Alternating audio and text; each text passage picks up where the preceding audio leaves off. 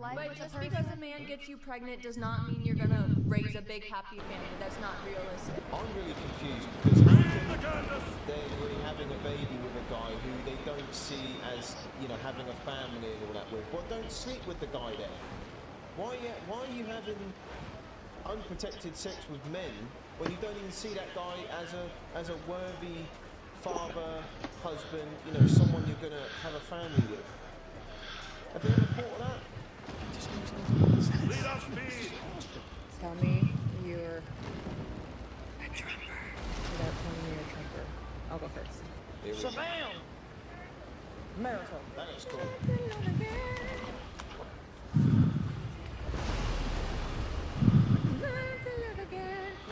So it's a problem now that American people want to go into an American shop and buy a flipping barbecue with an American flag on it to celebrate the country they are in. That makes them a bad person, or whatever she's labeling them. Right. You guys ever just think about how it's kind of surreal that you wake up every morning and you get ready for work, meanwhile there's somebody's family member sitting in a concentration camp? Sorry?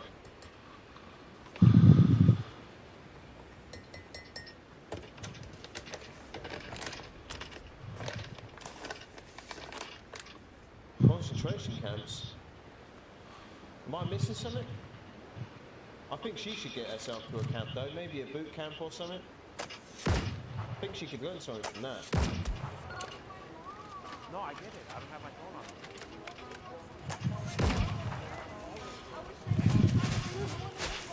Your phone's right here.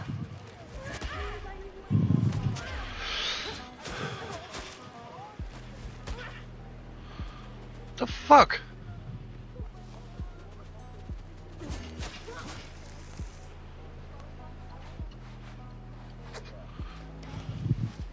It's her fault.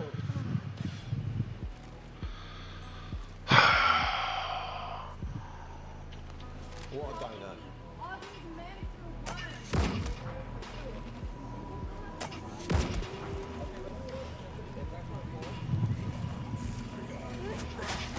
The tow truck's here. I'm not recording you. I see your phone. I'm FaceTiming. I think you are. No, I'm FaceTiming my girlfriend. Yeah. So I can tell her not to use the phone when she's driving. Women versus accountability is a rare thing. She blamed her cousin and all those men who were there to help her. All these men in for what? Well, she probably goes around saying men are useless. Yeah, what is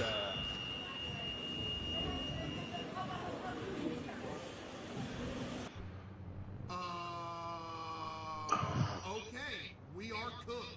A toddler was suspended from a nursery after they were accused of being transphobic or homophobic. I just cannot believe this. Department of Education data revealed the child is either 3 or 4 years old. The Department of Education spokesman said all pupils and staff should feel safe. I can't believe I'm reading this. Should feel safe and protected at school and should never face violence or abuse. The Education Secretary has been clear that she expects school leaders to enforce good behaviour, and we are committed to a comprehensive programme of behaviour to support all four schools. I'm lost for words, Adam. Well, I've got to say, this school needs to be looked at, and the people making decisions in the school need to be investigated, because a 3 or 4 year old, I've got a 5-year-old girl at home, she doesn't know anything about the world. She just about knows, you know, her name and a few things she's learned at school. This is ridiculous. I'm called transphobic because I don't want men in women's spaces. I don't believe men can become women, which is a fact. Yeah, so I get labelled transphobic for those views, and they shouldn't be in sports either. But a toddler, come on, this is disgraceful. This school needs to be looked at immediately, because this is astounding. This is an evil world we live in. I was really hoping that this was a joke. What is wrong with these people, man? What is wrong with these people? This is part of the reasons why, you know, if I have kids, they ain't going to be going to a public school, that's for sure. I'm going to keep them away because a lot of these places are just getting worse. You know, parents take their kids to school and they trust that those teachers will give them an education, not be doing all this BS in the schoolhouse as well. I wasn't actually going to respond to any of these comments because I know they're not being asked in good faith. But because so many of you have requested specific examples, I decided I'd give you one. But before I do that, I want to acknowledge the fact that just because you and people in your immediate circle aren't feeling the negative consequences of these laws being removed or reversed, does not mean it's not bad. Any right being removed that causes a negative effect for any human being that is living in the United States is a problem.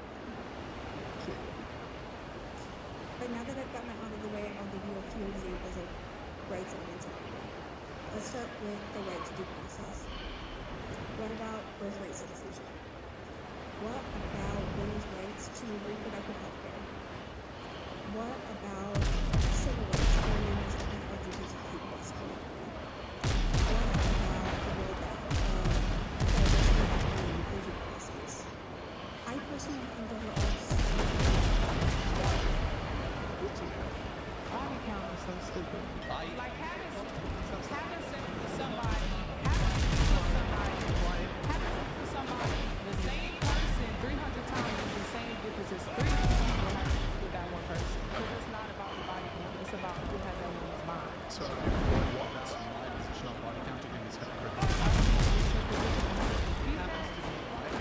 And prescriptively give advice to men that they should find women to date without no body count. But what about yours?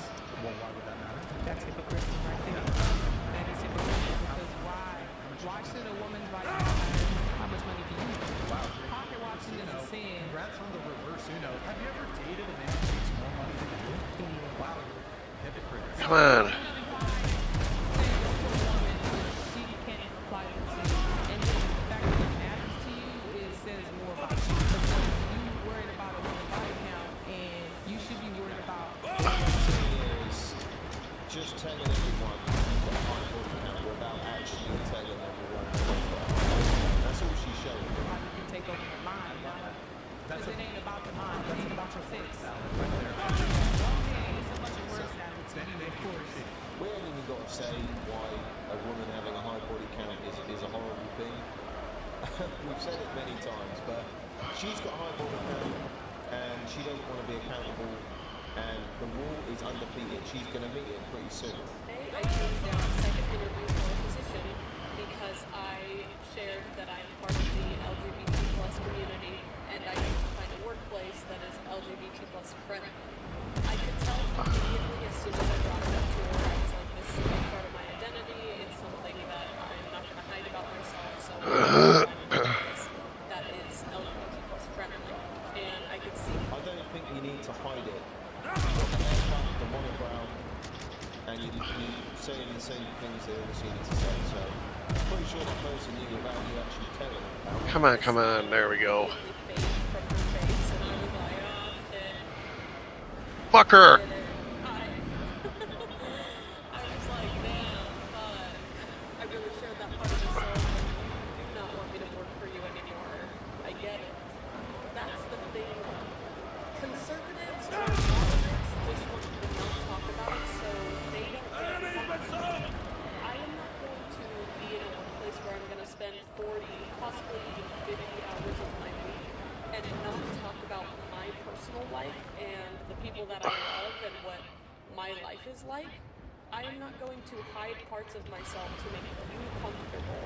That's not how it works. That's how conservatives want it to work, but just God, come on. doesn't mean that I need to hide myself. It was okay. Nothing crazy happened. We just both agreed this isn't going to work, and I left. But that is a big issue for queer people specifically.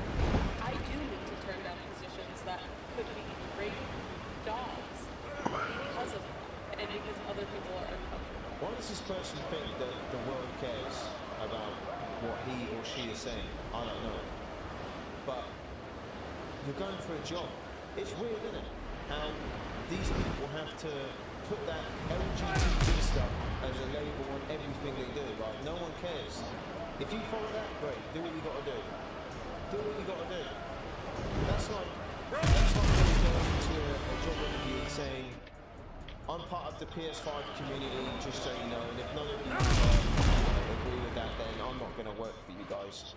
Like, wear a flipping crash helmet, mate. Like, get over it. You're a victim. Are we real? Hi, Gorge.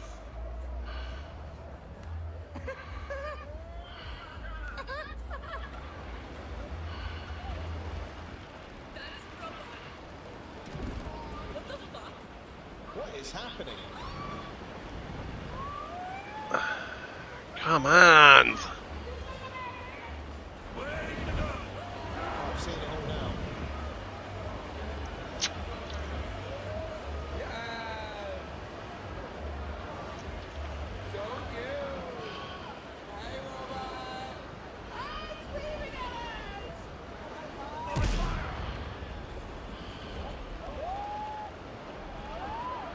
I don't know if that's a Rizbot. I would have called it Gaybot.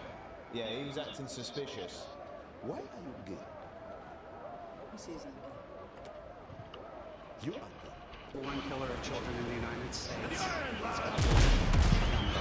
Bullshit! Abortion is illegal in Tennessee. Oh, god damn it. You're switching your words.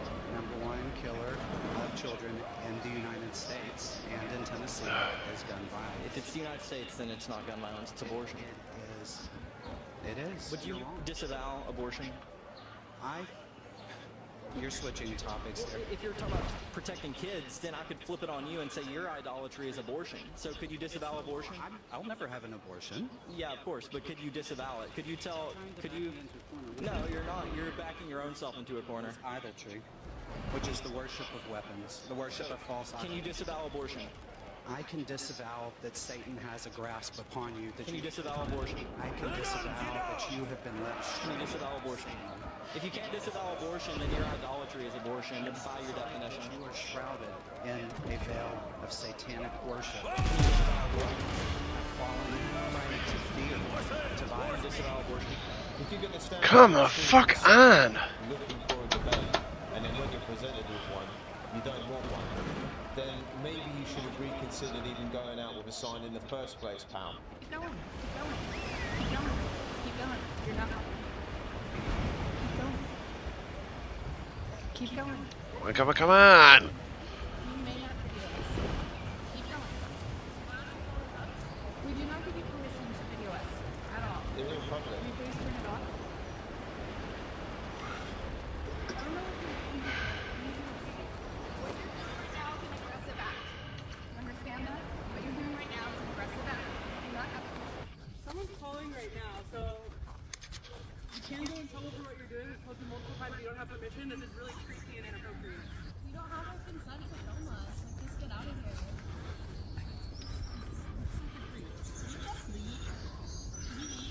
You need to get out of here. Like, seriously, why are you here? Get out of here. Why? No, you stop. Get out of here. Go. Go. Get out of here. Why are you here? Can you at least explain why you're here, disrupting our practice? We're out here trying to do yoga, and you're interrupting our practice. Why are you here? You realize the police are coming. She's on the phone with the police right now. You need to get out of here. Like, why are you here? Look at you. You're shaking. Like, you're scared to be here. Why? Seriously, why are you here? Get out of here. You've had multiple people ask you to leave. We're uncomfortable with you being here. You need to get out of here, dude. Stop filming. Stop filming. Get out of here. Get out of here, dude. You need to get out of here. You need to get out of here. Stop filming.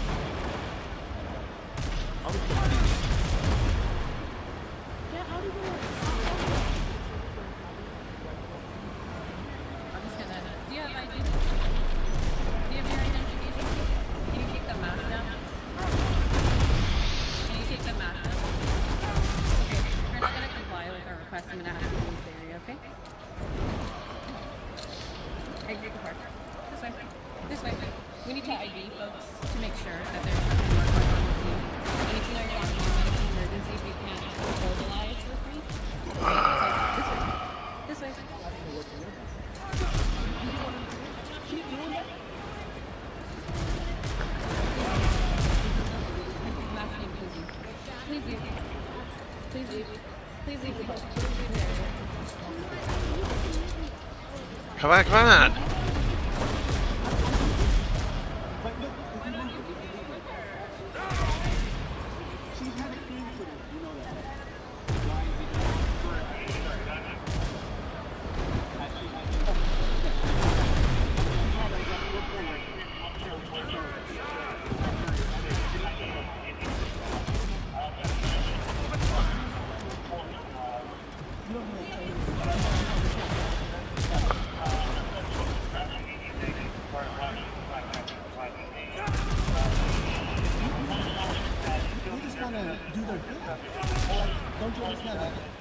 It's kind of weird when they're doing the logo and stuff. So you have all the right to do that, you know.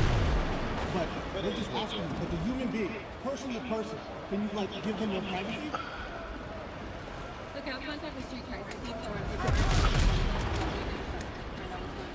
The thing is, if this guy's just filming a bunch of women in public doing yoga, yeah, of course it's weird, 100%. But if they're going to do it outside, there's always the risk of these things happening. If they don't like anyone seeing what they're doing, then why not do it at home or at a gym where most people do it?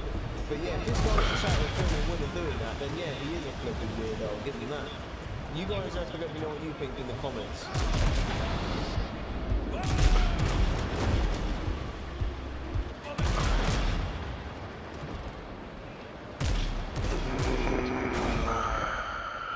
Come on! St. Bernard famously said, "The road to hell is paved with good intentions." I can't think of a better way to explain what happened to Club Penguin. The original game was launched in October of 2005, defining the childhoods of an entire generation. It was designed as a kid-friendly virtual playground, where players could travel throughout the island to make friends, clock into the pizza parlor, or attend Igloo court hearings. Naturally, when the site was shut down in 2017, the community wasn't ready to let go. They launched a number of fan servers with the intention of keeping the magic alive. Unfortunately, many of these servers quickly descended into madness. Server owners would hack, dox, and even SWAT competitors. If players called them out, they would be blackmailed into silence. And worst of all, several site admins exploited the vulnerable player base to fulfill their own sick urges. I'm sad to say that in these cases, CP doesn't just stand for Club Penguin.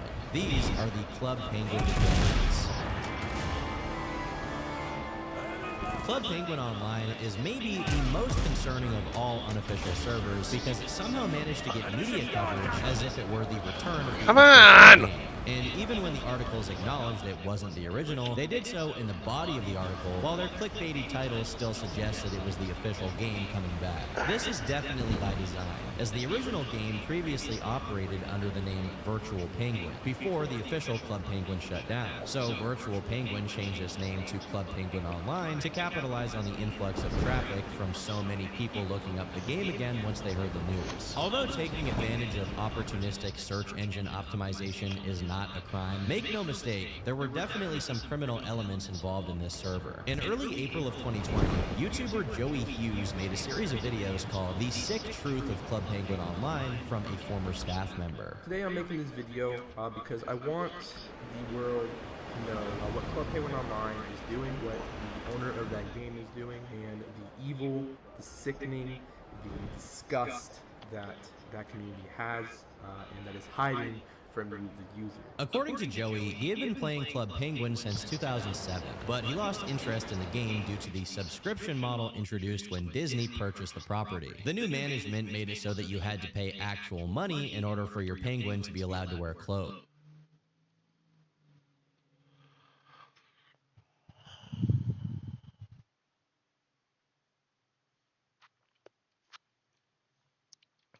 Every guy should start in jail and have to work his way out. Absolutely.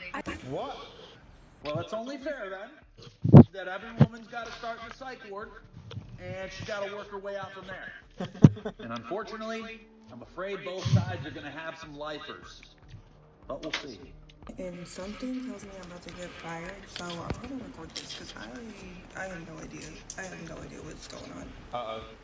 I'm waiting on them to join. Hello? Hey Brittany, thanks for joining us on this call.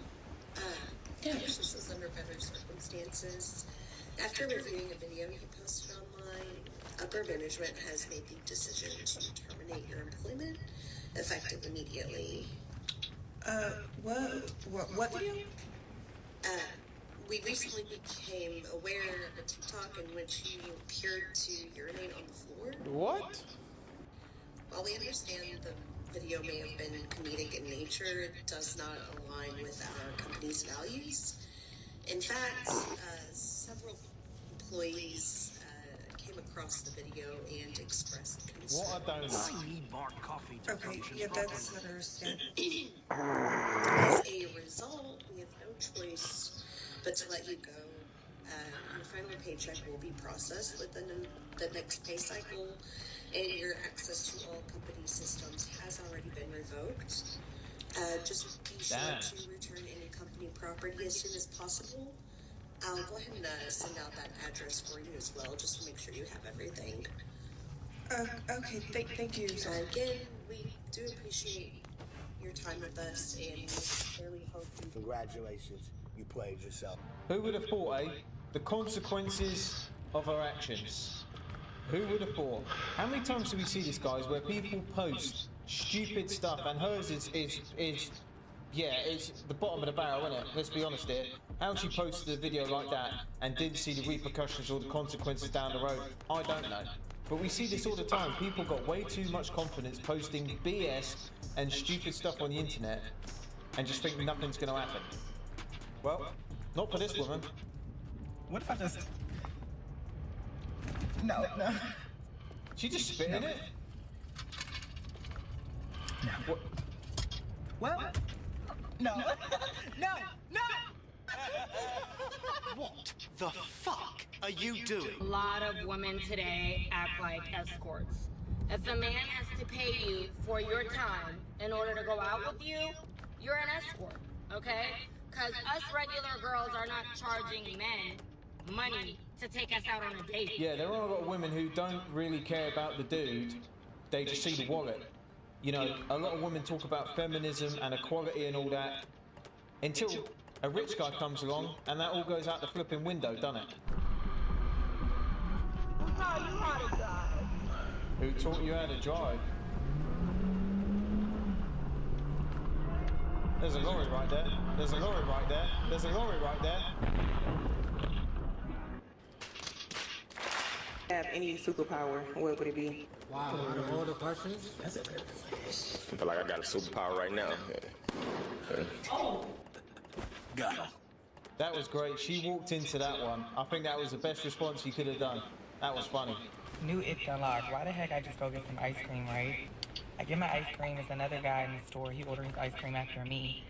Why the heck he get sprinkles on his? I ain't gonna get sprinkles on mine. And he looked a little like rough around the edges, he looked a little hood. I was looking like, interesting. Fruit Loop. Look at that list. Getting sprinkles on ice cream. Number 836. Can't do nothing. What you'll notice about that list of icks, supposed icks, is a lot of things that men do for themselves. If it doesn't involve the benefit of the woman, then it's classed as an ick. Man, the word ick is an ick for me. Men don't get hit with cast iron pans anymore. That's why they act the way they do. What? Well, would you just look at that? Wasn't that just something?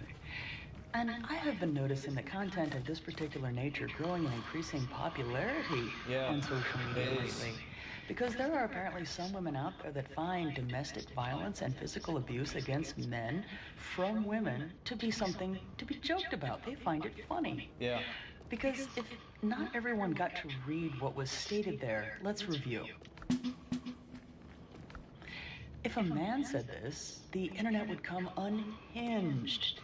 But as long as it's a woman joking about abusing a man, it's funny. Yeah. Because here's another example. Me, the second a man ever tries me, because the only thing that will heal me is beating the F out of one of them.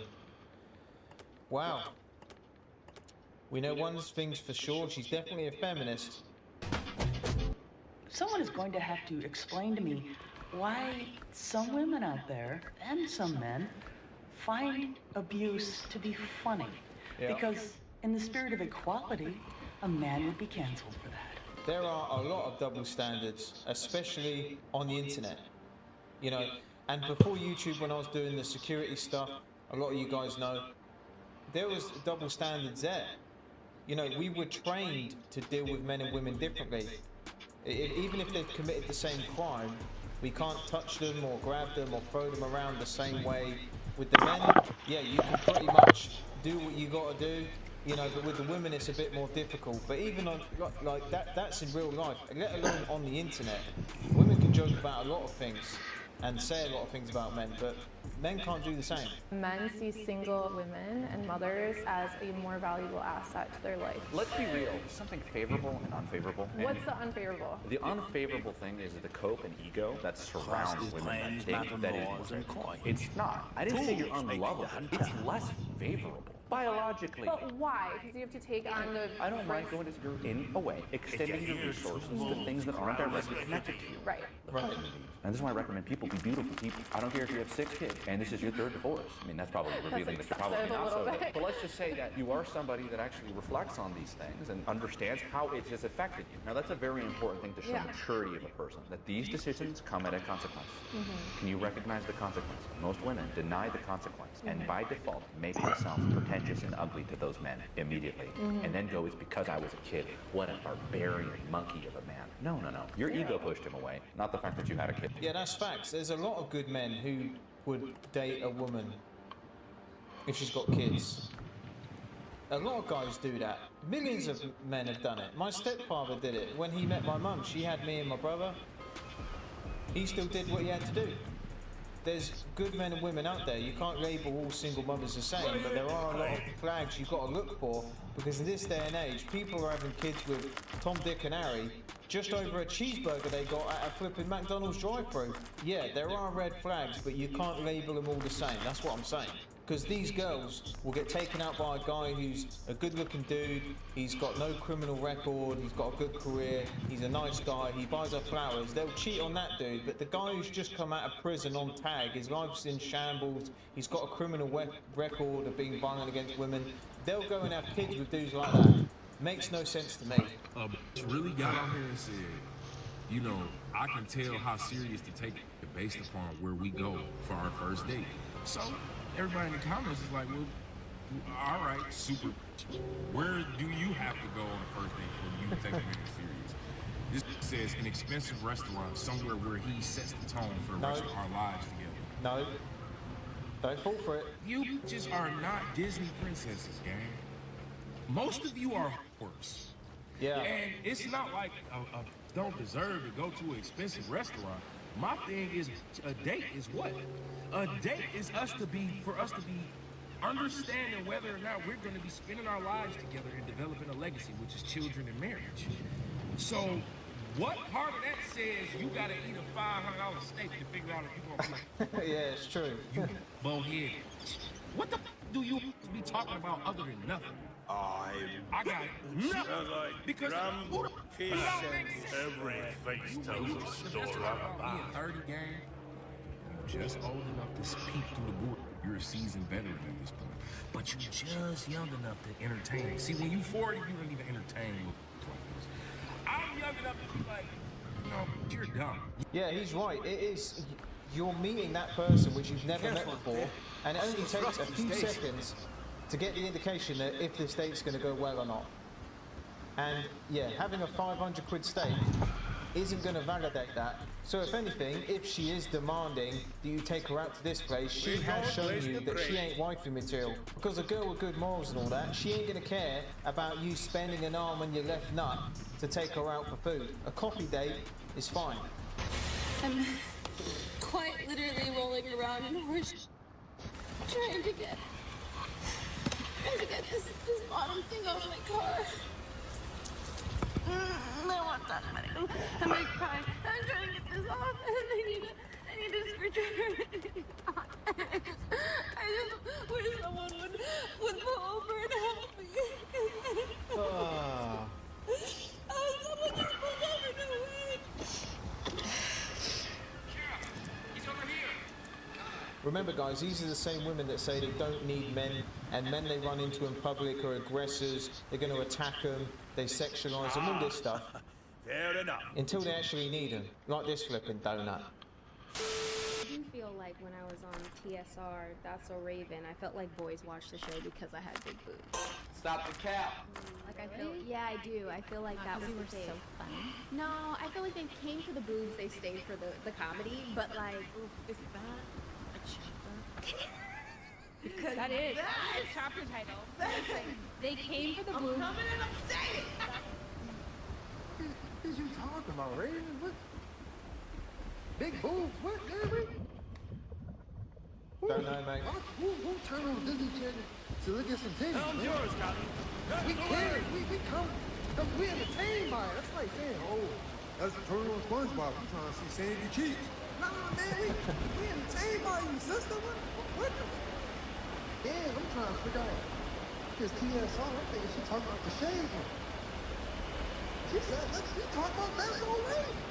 I just think a lot of women will try every tactic and bring up any opportunity or story to demonise men, really, because no one was watching TSR because of her flipping boobs. What universe did she pull that from? Because it wasn't from this one. Cheers.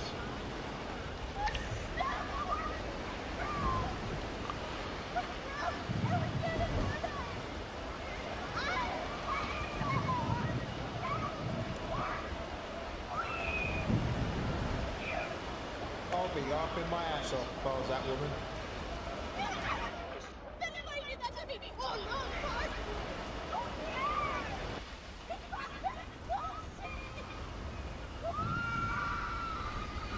Accountability is a scary thing for some women, eh?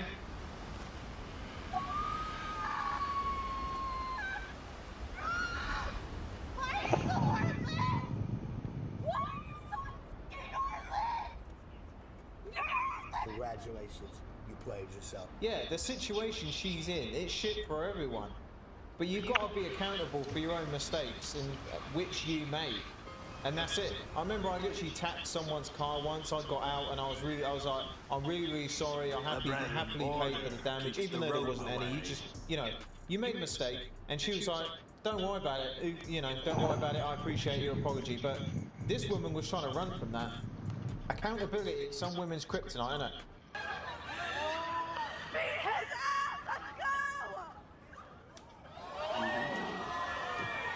Equality.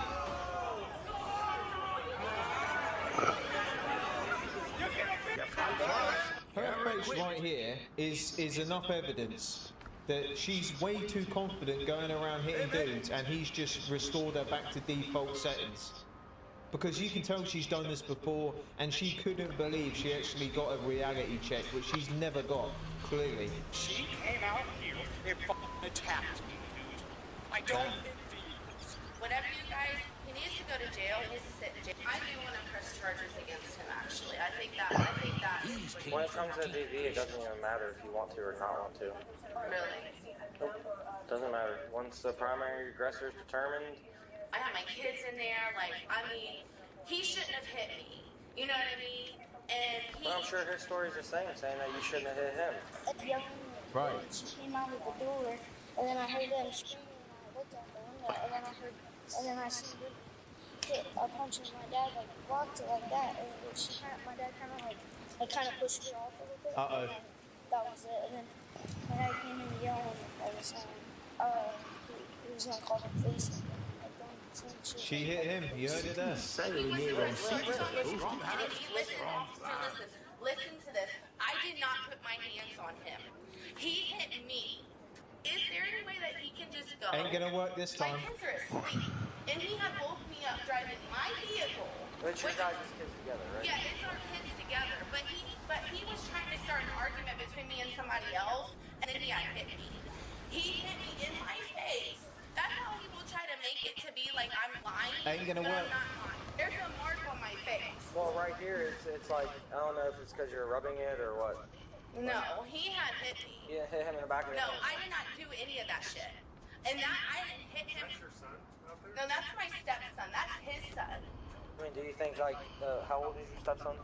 He's 11. Do you think an 11-year-old would just kind of make up and fabricate a story, or? Honestly, I really do. Uh-oh. I really think so. This is the last time he's gonna put his hands on me because I've been hit enough. Me and my kids have been through enough here. Here we go. Whatever you guys, he needs to go to jail. He needs to sit in jail, and he needs to have some time to think about what the he's doing because he's acting crazy. He hasn't me, and it's the last time he's gonna put his hands on me ever again. So after you went out there to the car and confronted them for whatever reason, you're saying he just hit you? Yeah, why did you go outside the side? So Yeah. you're inside, right? He had came back because he was sleeping. He was sleeping. So he left the house, came back. You're inside, he's outside. Right. You went outside to talk to him? Right. Right, I went outside to talk to him. I'm just very overwhelmed right now, as you can imagine. You know what I mean? I just don't. Here we go. Right, but I didn't hit him. But, well, I mean, and he didn't hit you, apparently, once you get done with your statement. Get done with your statement. Here you'll find the brethren's finest wares made. Yes. You're under arrest. No. How am I under arrest? Because you're determined to be the primary aggressor. I'm under. No. No, this is how it usually goes. No. How am I under arrest? Stop. I just. Hey, you guys. No. You're gonna get a resisting charge. You're gonna get a resisting charge. No, sir, please. Alright. Stop. You're Some gonna make people don't know what being under arrest means. Listen, my kids are here. No.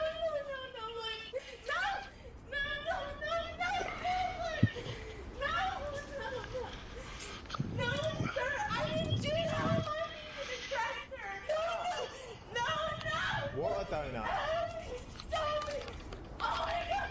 Now you're getting a resisting charge. You're under arrest for domestic offense. Keep it going. It's gonna be obstructing. No.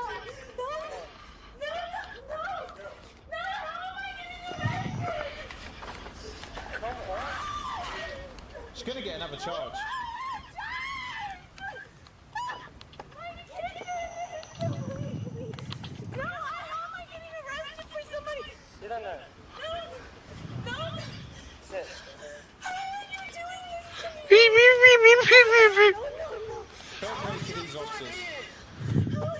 This is why I know a lot of people comment on videos like this, or maybe not. Well,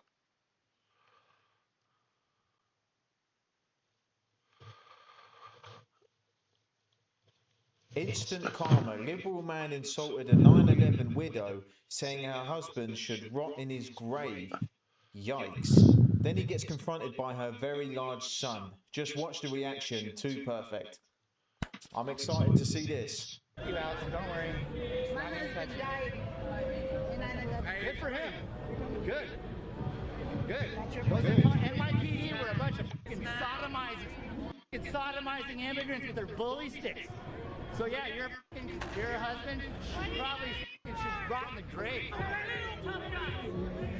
You call my mom out? What? Why are you running now?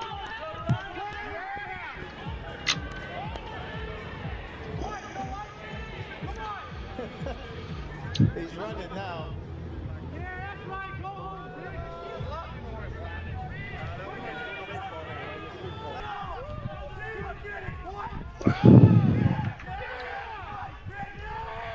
He's running.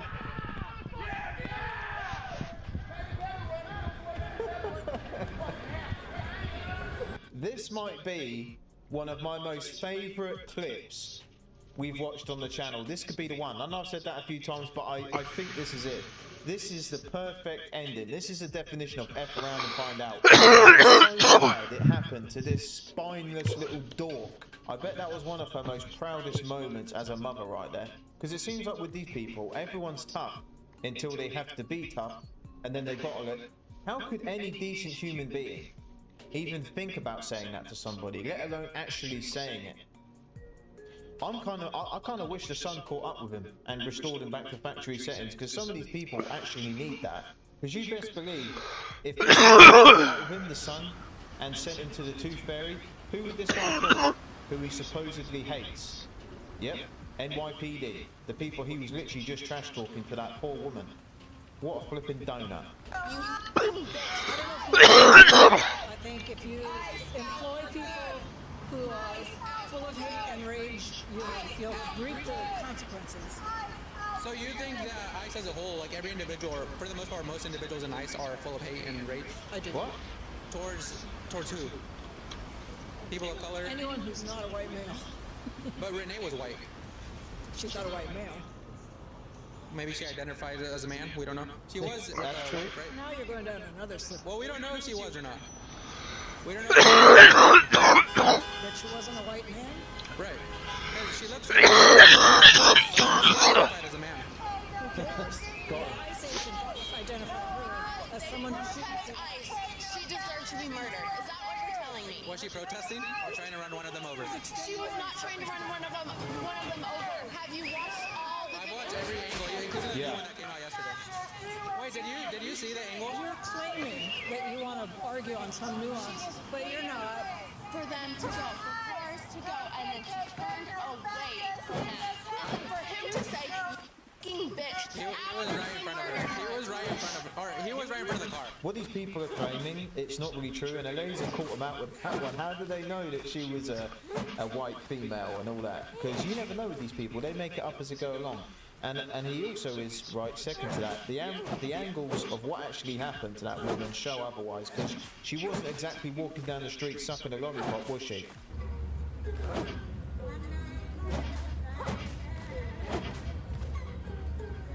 No.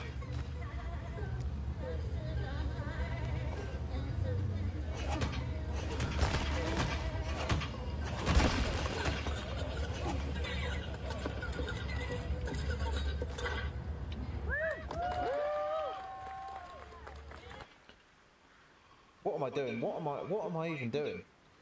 What am I watching? I don't even know what I'm doing anymore. Liberal starts to cry because of this. I think it's important to define our terms to know what we're fighting. So what is fascism? No, let's go. Let's go. No, I'm going to stay here. Okay. Well, why would you ask her to leave? Yeah, just say it We means. can phone a friend. What is fascism? You can help her. I want to speak to you. You can get out of my face. Yeah. That's all I want. Okay. So no, you don't know what fighting, but like, what are you fighting? You don't know. What is fascism? They don't know. If you don't know, just say, I don't know what that is. I see it. I can see it. Okay. What is it? What is it? What is fascism? Are you gonna cry? Because I asked you to define a term on your sign? These snowflakes. Can you give an example of a fascist? Who would you say is a fascist? This is, I understand what their tactic is. I understand what the tactic is. What tactic? What tactic? I'll Making give you an define easy your one. words? Can you point? I'm a scientist. You're a scientist? And you don't know what fascism is? And tell me an example of You're a scientist, but you don't know what a man and a woman is, I bet. who one is. I really don't want to speak to you. Before you go pointing signs and holding signs, alright, so have the courage to engage in a conversation with me. Yeah. I'm being courageous standing out here. Yeah. I'm You brave! don't want people to confront you, even though you're out in the street with a sign, so you clearly want a reaction, and when you get one, you don't even know what you're talking about. Mental. I'm practicing my right. And go turn that sign around and say it actually says fascism. It's actually not even spelled right. These people are so courageous that when their beliefs are challenged, or the sign they drew up and went outside with, they don't even know what it means, and they can't even spell it right. That sums these people up, doesn't it? Not much going on up there. Should we abolish ICE, do you think? Absolutely. Abolish, dismantle, get rid of, never do this before. Why? Do you think that we should open the borders? I am not into immigrant policy. I work in gender equity. I'm a gender equity, racial gender equity specialist. So I mostly work for women's rights, especially the intersection of women of color and white women. So I'm here to support all of the women immigrants and all of the women migrants that are here. Teach the gender equity at a college level? I was the last manager of gender equity for the last 2 mayors that I work more in public policy and government. government work. And What are some things that you can share with people about gender equity? what have I learned about gender equity? Yeah. Like what? There's a femicide going on right now at the hands of Donald Trump. What should we replace ICE with? Maybe with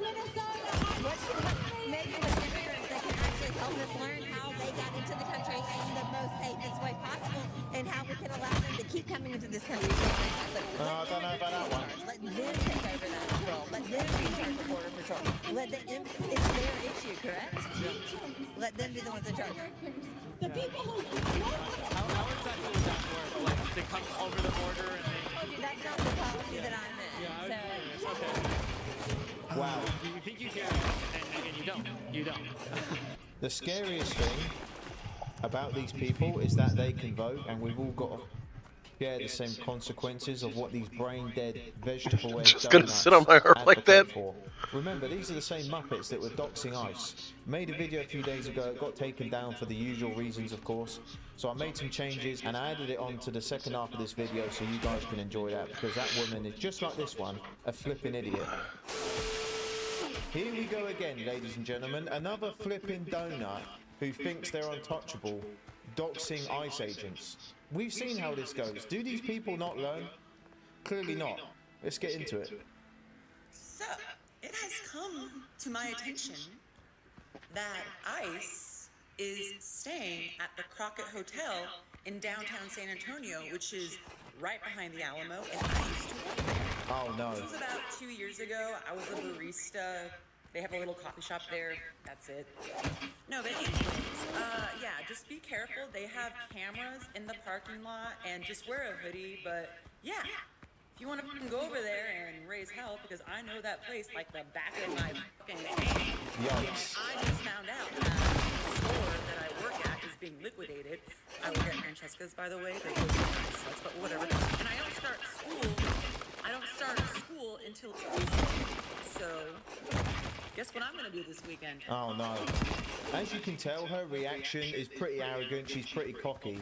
She thinks she's invincible doing this, and people have called her out for it. She's gone internet famous for doing this, and people are saying, you know, you're literally committing a federal offense, right?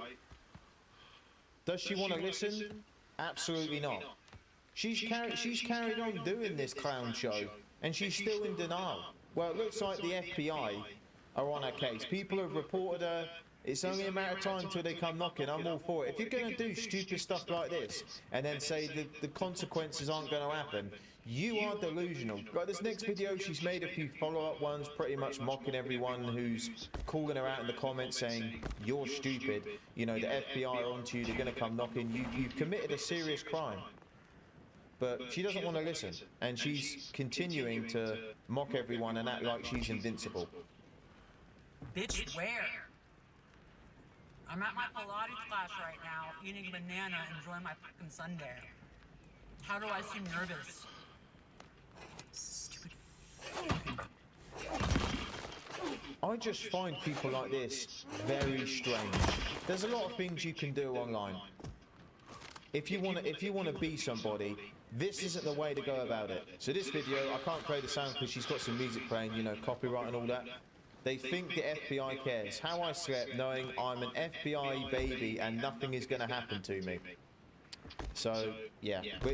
We can see by this video the IQ playing field we're looking at. It's not very high, is it?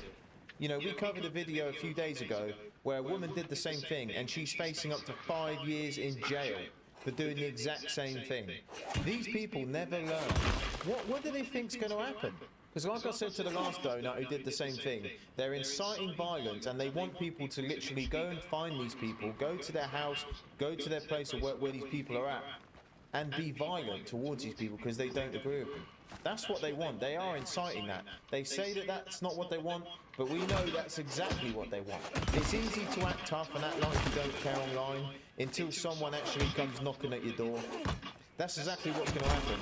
If it does, you best believe I'm going to do an update video and get the popcorn ready because we're going to enjoy that one. But let me know what you guys think. Do you think they're going to come knocking and how long? Because she thinks it's never going to happen. Let me know in the comments, guys. The world is on fire and things are horrendous right now. And I'm not going to pretend otherwise. I want to be clear where I stand. Fuck ICE. If they come to my town, I will be in the streets defending my community. I'm also not going to be in the streets right now when they're not. Who's your community? Because I don't know. I don't even know what I'm looking at. In my community, and even when they're up in Portland, Portland's a pretty long way for me to commute. So no, I'm not going up to Portland to protest.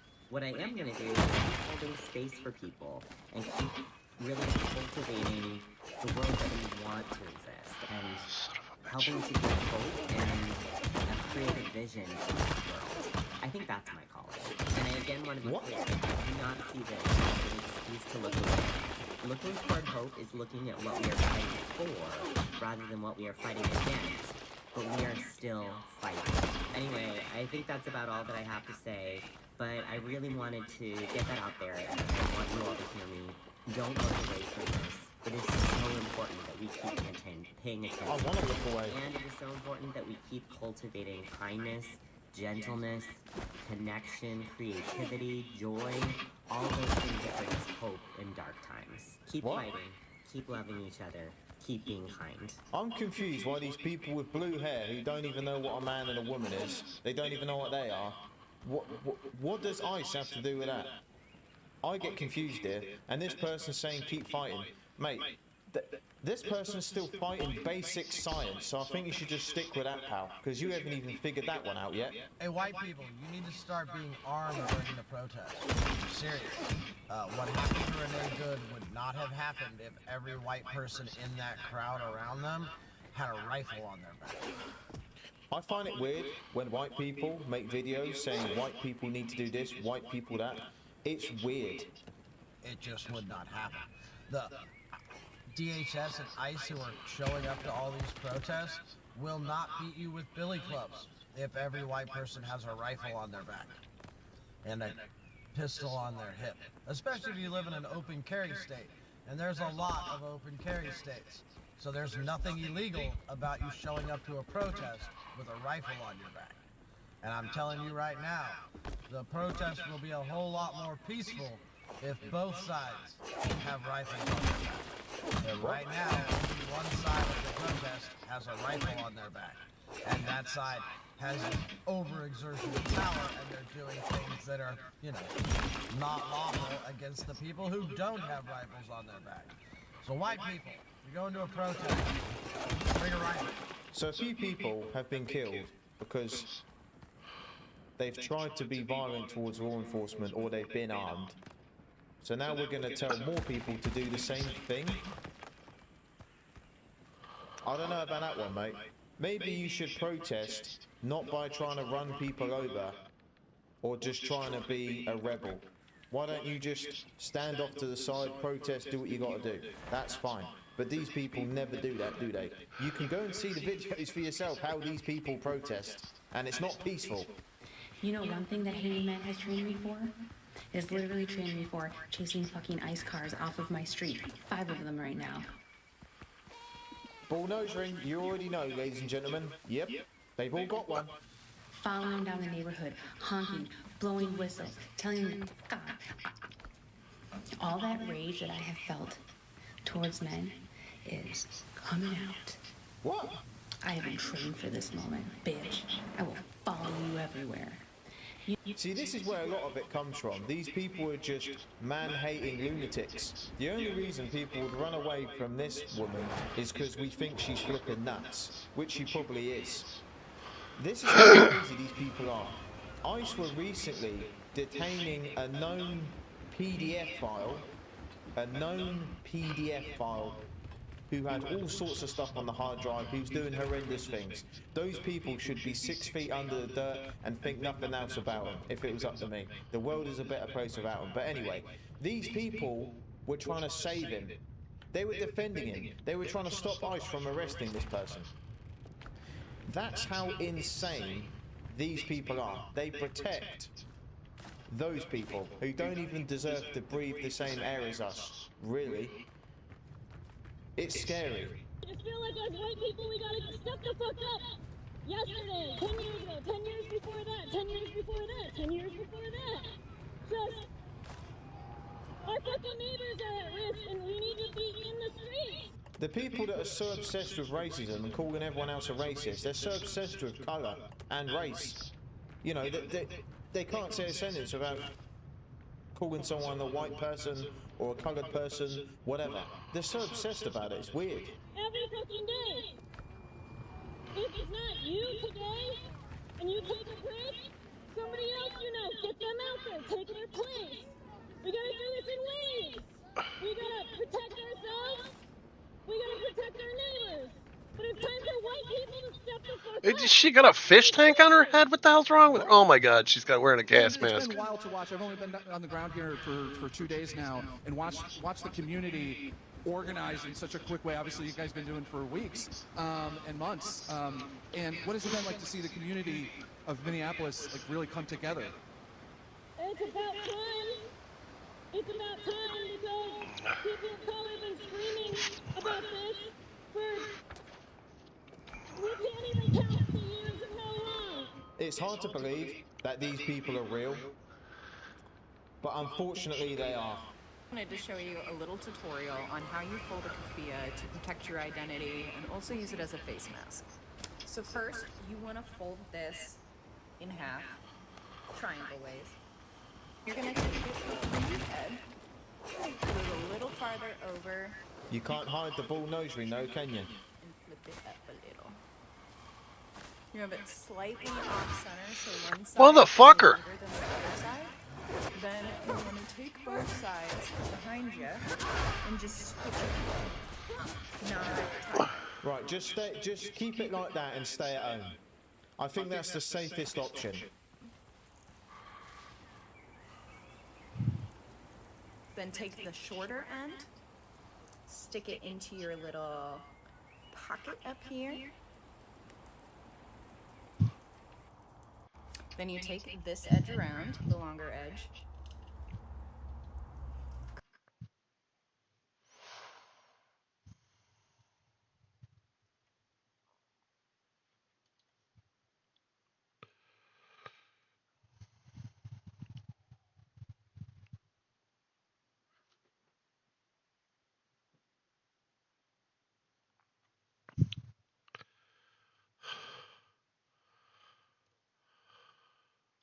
Greta Thunberg's back, and she's a little bit offended about being called an anti-Semite because she claims the entire world that she really is somebody who fights for human rights.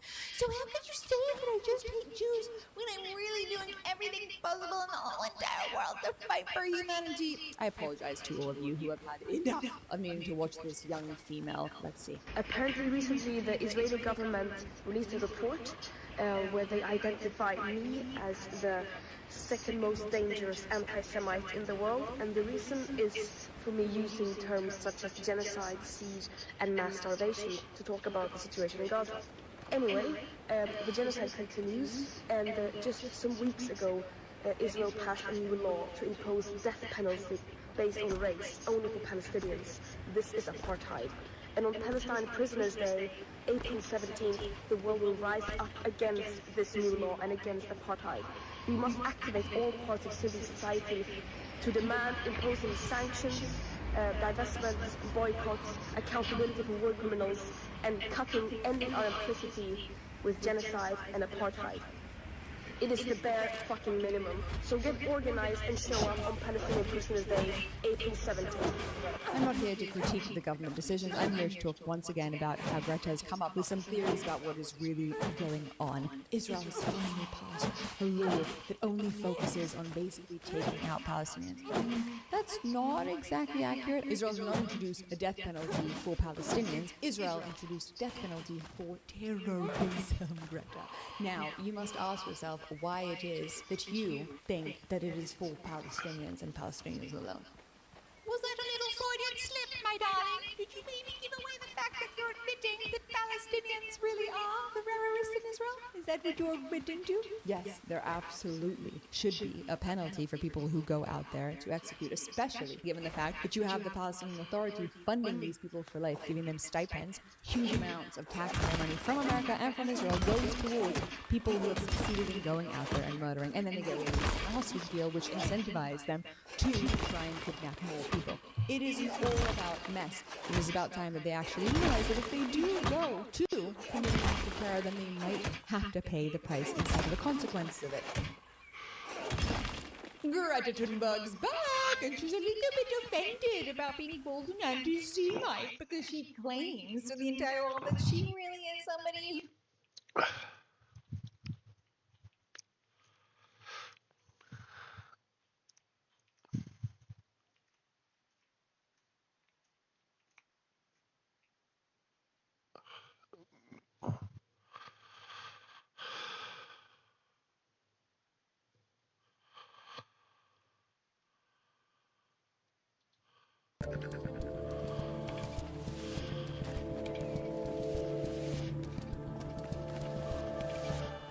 Why, hello there, Internet people. I'm Dave Rubin. This is the Rubin Report. It's May 1st, 2026. Where is the year going? And because it's a Friday, we're doing another Friday Roundtable Extravaganza. And joining me today is Rubin Report veteran Josh Hammer, host of The Josh Hammer Show.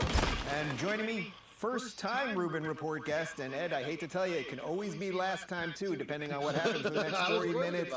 It is a host of Newsmax's The Briefing, Ed Henry. Gentlemen, welcome to the program. Always a pleasure. First time, long time. Ed, I feel I should give you 30 seconds to talk before we begin, because Josh has been on 1,000 times. I've been on your show many times, but you're an actual newsman.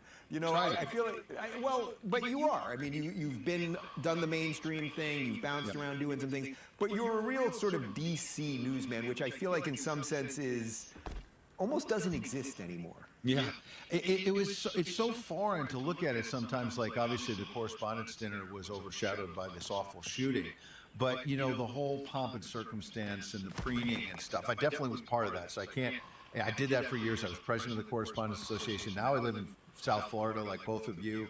It's like a whole nother world. I'm sure you've talked about it on the show a lot. And it's real America. And it's so much fun here because you feel like you have a real life, you have amazing weather, and you're not living literally in the swamp anymore. And so I've got a new show on Newsmax Cable, by the way, 5 p.m. Eastern, The Big Take. You've been on that. You've been on The Briefing as well, 6 p.m. on streaming.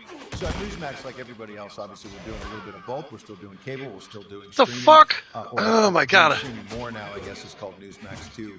And you find it these things are probably all, respawning. All the streaming platforms. But I've only met you, I think, once at a recent First Amendment dinner in Florida. Yeah. And I went to your thing with Donald Trump Jr. when one of your books came out at like a comedy club in West Palm. But there was such a long line to greet you that I didn't even get a chance. All right. Noted mega celebrity David. Yeah. Wow, he really wants on a second time here. This is really something. All right, I know you're in South Florida, so we'll have to do this in sounds like my parents talking. Boxes soon enough. But all right, let's dive in.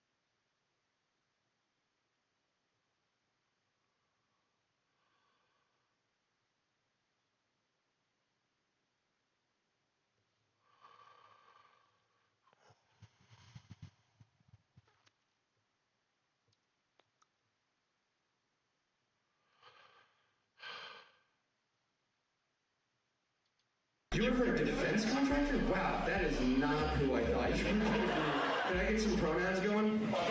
She/her, okay, got it. Are you a trans woman? I asked that as ever.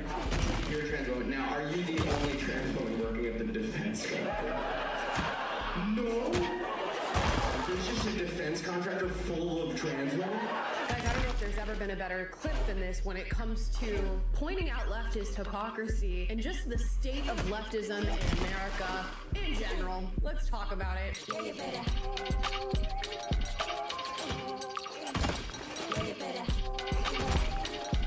Guys, before we get into today's video, please like and subscribe.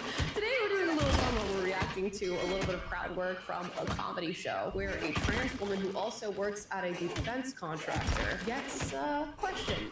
Let's watch. I sold myself and I work for contractors. You work for a defense contractor? Wow, that is not who I thought you were. Can I get some pronouns going?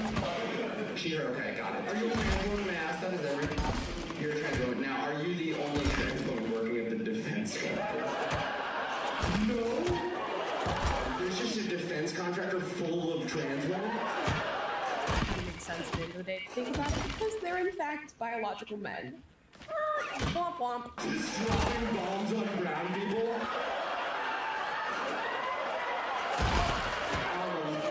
How about those pronouns?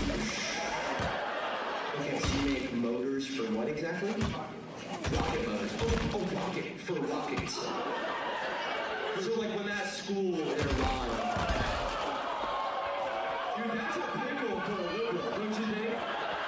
You'd think that'd be a pickle for a liberal and especially a trans woman, but no, he's working at a defense contractor. And when I tell you there are photos out there of bombs and rockets with trans flags stickered on them, I'm being serious. You're like, technically the motors were made by trans women. Who are you on the side of, liberal? But are you a liberal? Yeah. Okay. You're very leftist. But then help me understand the logic. But that's a lot. Isn't that a lot of money? I feel like there's a middle ground somewhere in there. Yeah, you would think there would be a middle ground in there somewhere for somebody who identifies as a leftist, but his argument for being a trans woman working at a defense contractor that inherently flies in the face of what you would think is everything they would stand for as an individual and as a leftist is there is a financial need. Now, there's got to be somewhere in the space of financial need that lands you in the place of not working at a defense contractor if you're going to identify as a leftist and presumably somebody who is anti-war. Are you like pro-capitalism? No, you hate capitalism. You just build rocket motors for our military? Have you had other jobs? What were those?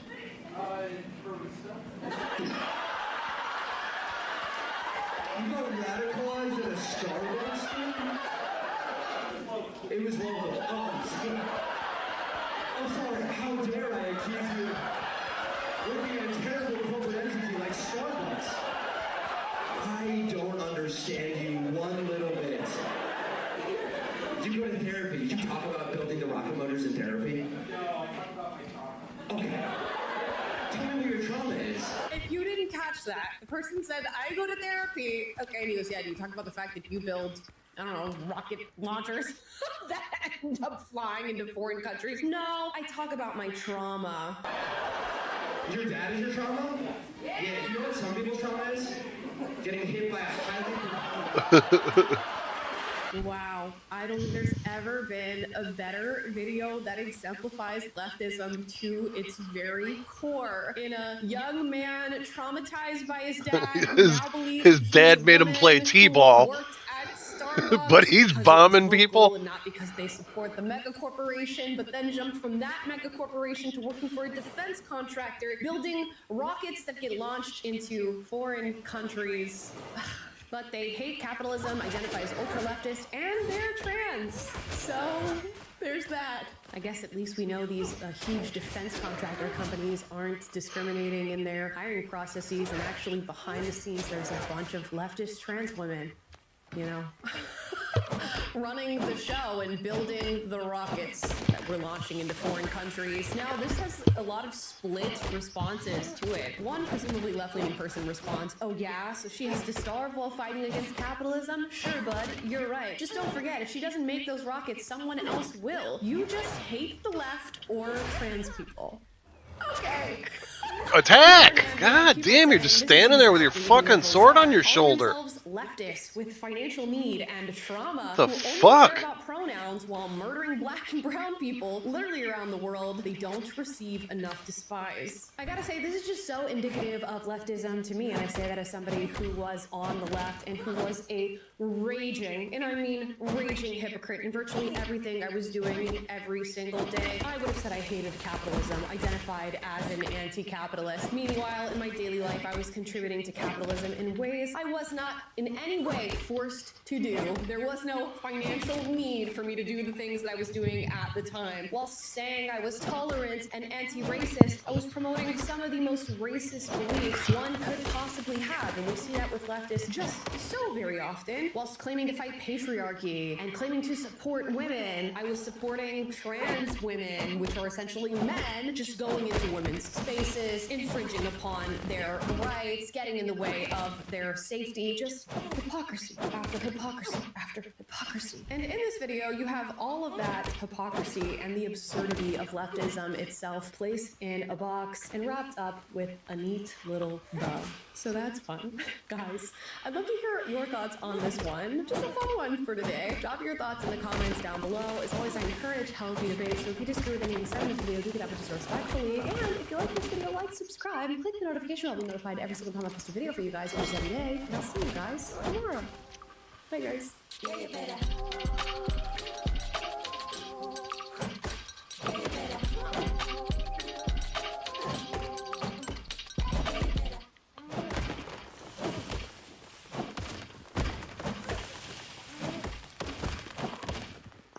The deadliest gang raid ever. A police operation in the suburbs of Rio de Janeiro has left at least 132 people dead in what has become the largest and deadliest gang raid in Rio's history.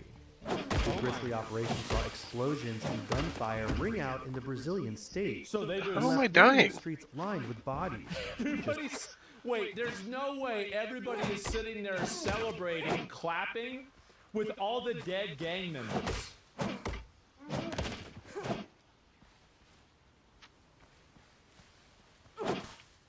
Damn, that says a lot, doesn't it? It really does. Just days There's a before white dude? There's plenty of people that are in Brazil that got white skin. Same as Argentina. There's plenty of people in South America that got white skin. Brazil is set to host a major upcoming world event. So what prompted the brutal bloodbath? Here's everything you need to know. In the dark of Tuesday morning, October 28th, 2,500 Brazilian civil and military police entered the Alemão and Penha complexes of Rio de Janeiro, accompanied by helicopters, armored vehicles, So and what you're drones. saying is you can just bring in the military and the police and you just deal with this.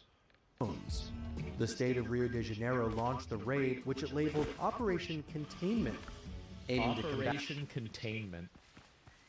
at the territorial expansion of the Comando Vermelho, or Red Command. Got him. And which is one of the country's largest and oldest criminal groups, according to think tank Insight Crime. The Red Command is notoriously involved in the drug trade in Brazil and I South would have America, never guessed. and has a strong foothold in the poorer neighborhoods of Rio de Janeiro. I bet that's why they're clapping, bro, because the people that are living here, bro, these places are shitholes. They are. They're shitholes. And they get run over by these fucking assholes that I bet probably terrorize them. Right? They do. They terrorize them.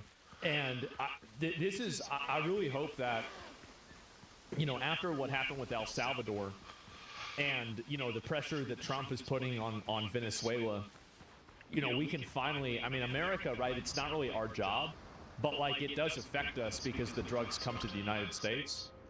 I really hope that, like, by a second order effect, we can really help these countries. Because, like, it's not fair that they have to live being oppressed by these, like, marauders, basically, like drug marauders. Known as And also favela. another thing to keep in mind is that these people destabilize the countries that they live in, and they're the ones also that are causing a lot of the illegal migration, right? They're damaging for their own economy.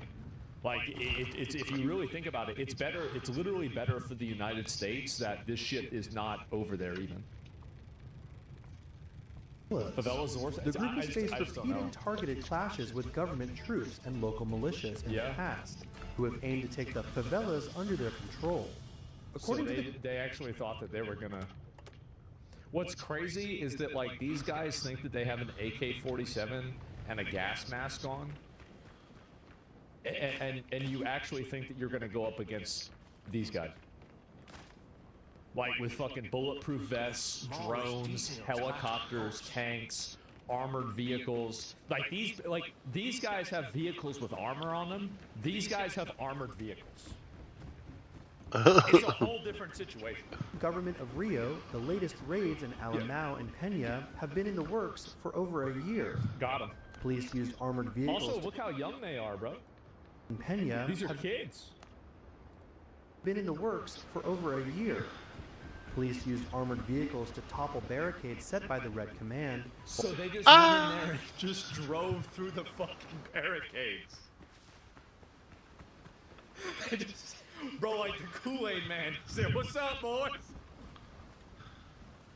While also setting How y'all blockades doing? of their own to close off strategic avenues and highways in the area. Oh man. Shootouts and gunfire soon broke out and have since left at least 132 dead, 4 of whom are confirmed to be police, as well as dozens injured, including civilians. According to a That's video, insane. So they killed over 100, 120, 150 of their people. They only lost 4 guys. Yeah, these guys got mopped up. That's what's crazy. Is like, if you actually think that you have a chance against like the actual military, like, and this is the Brazilian military, right? I mean, like, we're not even talking about like, you know, Chinese, Russian, American military, Israeli military. Like, it's not military. Oh, it wasn't. So these are just the cops? Oh. It's so over. Yeah, it's so over. video posted by the state, Red Command could be seen responding to the raid by using drones, which reportedly dropped explosives on police. Various videos shows the complex is looking like a war zone, as explosions and rising black smoke scattered across the city skyline. In the aftermath, over 40 Dude, it's just the fact that you have all the citizens there clapping literally over the dead corpses of these people, I think really goes to show, and this is one thing that I hope a lot of these like weird fucking like gated community, upper middle class, white liberal freaks in America need to realize, is that the main victims of this are not, you know, like some other random person, right? It's the people that live in these communities. It's the people that are living in this house right here that are being oppressed. People that live in this house that are being oppressed. Like, this is really, they're the real victims out of all this. bodies could be seen lining the streets of the Peña favela on Thank Wednesday, God. a witness told Reuters. The UN Human Rights Watch chimed in on the deadly assault, saying, "We are horrified by the ongoing police operation in favelas in Rio de Janeiro. We remind authorities of their obligations under international There's a bunch of fucking retards. Fuck them. They don't know what they're talking about. The UN? Fuck them. Absolutely not. Human rights? What about everybody else's right to exist? Who's paying for the UN? Who's paying for these retards? Fuck the UN. human rights law and urged prompt and effective investigation." But look at this limp dick shit. They say the same thing about El Salvador.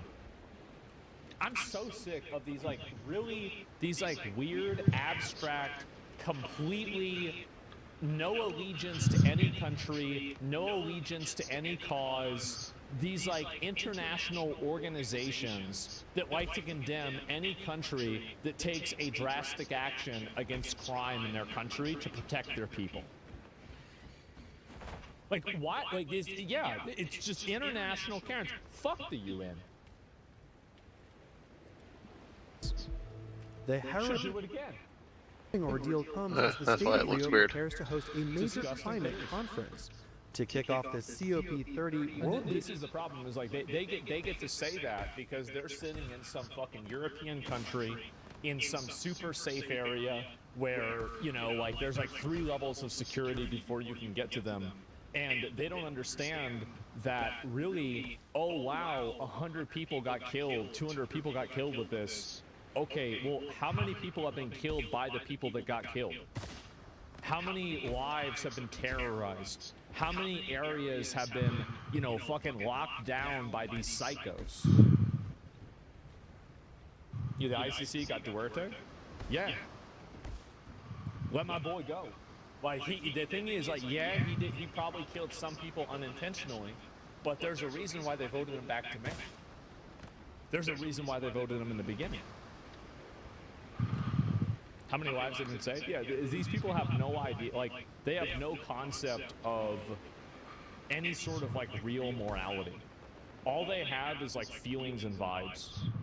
There is no real morality in allowing an entire area like this to be terrorized by a effectively, you know, like terrorist organization gang.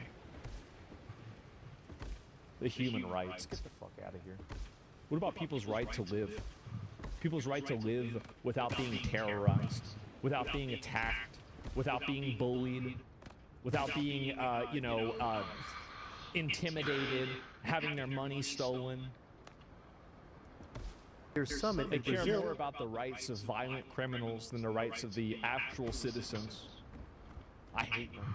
I hate them, bro. Next week. The government has been known to conduct similar operations ahead of hosting major world events.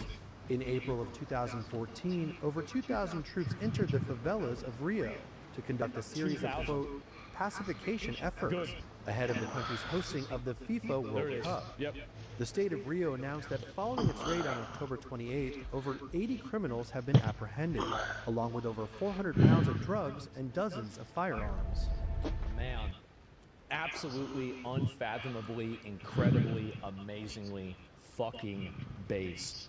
Wow. I didn't know anything about this. Yeah, this is insane. UN is calling for a comprehensive reform of policing methods in Brazil after at least 132 people were killed in an unprecedented raid targeting a notorious drug gang in Rio. There were scenes of chaos as 2,500 heavily armed officers, backed by armored vehicles, helicopters and drones, entered two favelas to execute judicial warrants for suspected gang members. Residents who spent the night collecting bodies and laying them in a central square are accusing the police of carrying out a massacre. They did. Thank God. It's about time. Holy shit. Yeah, duh. Good. The very latest. Let's cross live now to our correspondent in Rio. Tim Vickery joins us now. Tim, police are being accused of using excessive force. Just how exactly did this death toll end up being so high? What happened? Well, the governor of Rio... Let me guess what happened. They tried to shoot back, run away, and fight the police, and they lost. That's what happened. That's the reason why the death toll was really high, is because the police probably didn't come in there and shoot them before they talked to them. How do you think the police officers got killed? Castro, right-wing Yeah, governor... they thought they lost. It's not excessive at all. So many innocents caught between the wars and gangs? Yeah, exactly. And behind the operation, he and his staff are claiming that this... I'm really sorry to tell you this, but they were applauding the criminals, not the police. The police did not collect the bodies, and the population and their families were grieving them. I hate that. But those people are praising the dead thieves. I don't know if that's true or not. I got no idea. Maybe it is. It doesn't matter. You still got to get rid of them. Even if the population there doesn't like them, you still got to get rid of them. It was a complete success. Yep. They had a strategy, which they've been working on for a year, whereby they would force members of this drug gang to flee into the woods between two of the favelas. It's a traditional hiding place, but they'd set up an ambush there. Now, the official toll from the Brazilian government now, from the Rio authorities, is 121 dead, 4 of whom are police. And the Rio authorities are saying that the other 117 were all members of this drug gang. That's right. That everything was done to limit collateral damage. So they are claiming success, and this will play well with many in Brazil. It's a society traumatized by the reality of urban crime, and many will think, well, the only good bandit is a dead bandit. On the other side of the line, you have 2 criticisms. One, was the objective of this operation to assassinate rather than to arrest? Should have been. Was excessive force used? And Brazil's Supreme Court will look into that. Another line of criticism will say, well, how effective is this really going to be? They're dead. What do you mean, how effective is it? They're dead. What? You just look at them. Rio's governor is claiming, and his security forces are claiming, that this is the most successful, it's the biggest blow ever to the drug gang, the Comando Vermelho, the Red All Commando. these women crying, these moms crying, sure, raise your kid better where he's not selling drugs, trying to shoot the fucking police. It's embarrassing. It's embarrassing. The emotional manipulation for this is crazy. It is crazy. You raise your kid to be a hood rat that turns into a gangbanger, selling drugs, shooting the police, and then your kid dies and you want to act about how the police is bad? No, you are bad. You raised a demon. You raised a demon and he got put down. That's what happened. In the Should have been a better organization's parent. history. But critics will say, all right, over 100 of them have been killed. 90 rifles have been apprehended along with drugs, and 113 90 rifles. Totally, totally innocent, right, guys? arrests have been made.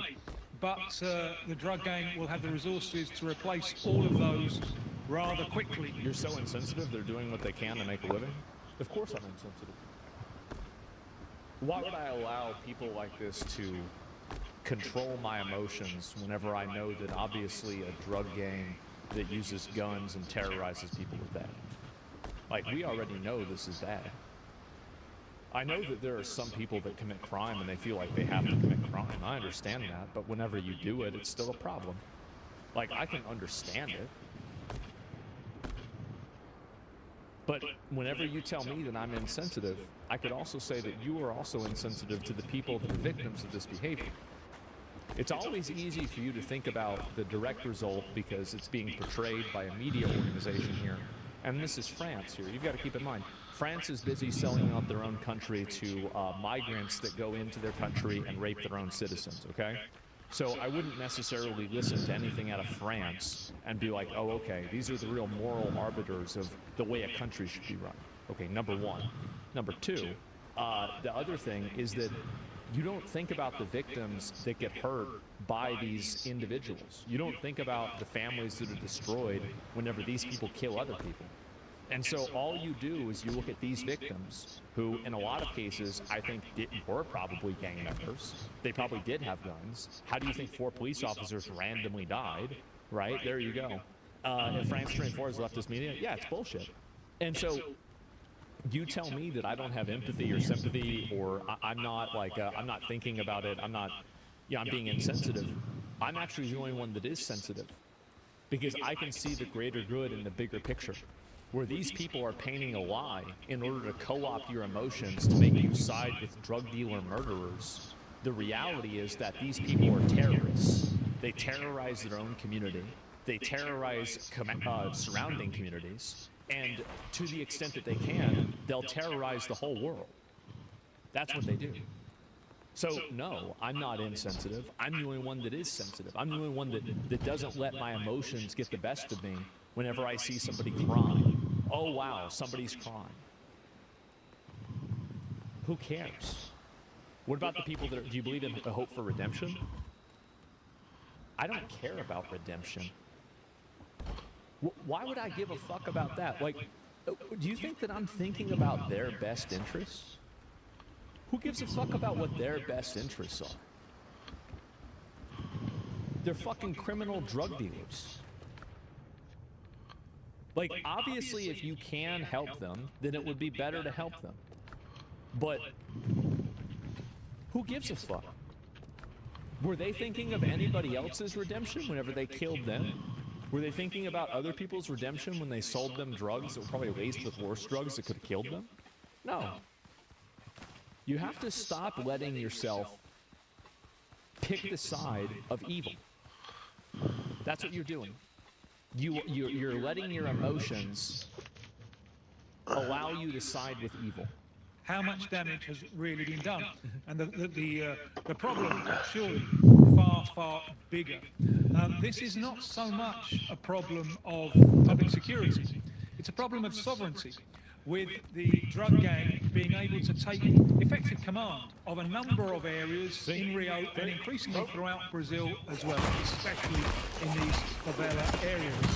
now getting rid of this drug gang, who gave an impressive display of force with their reprisals yesterday, effectively.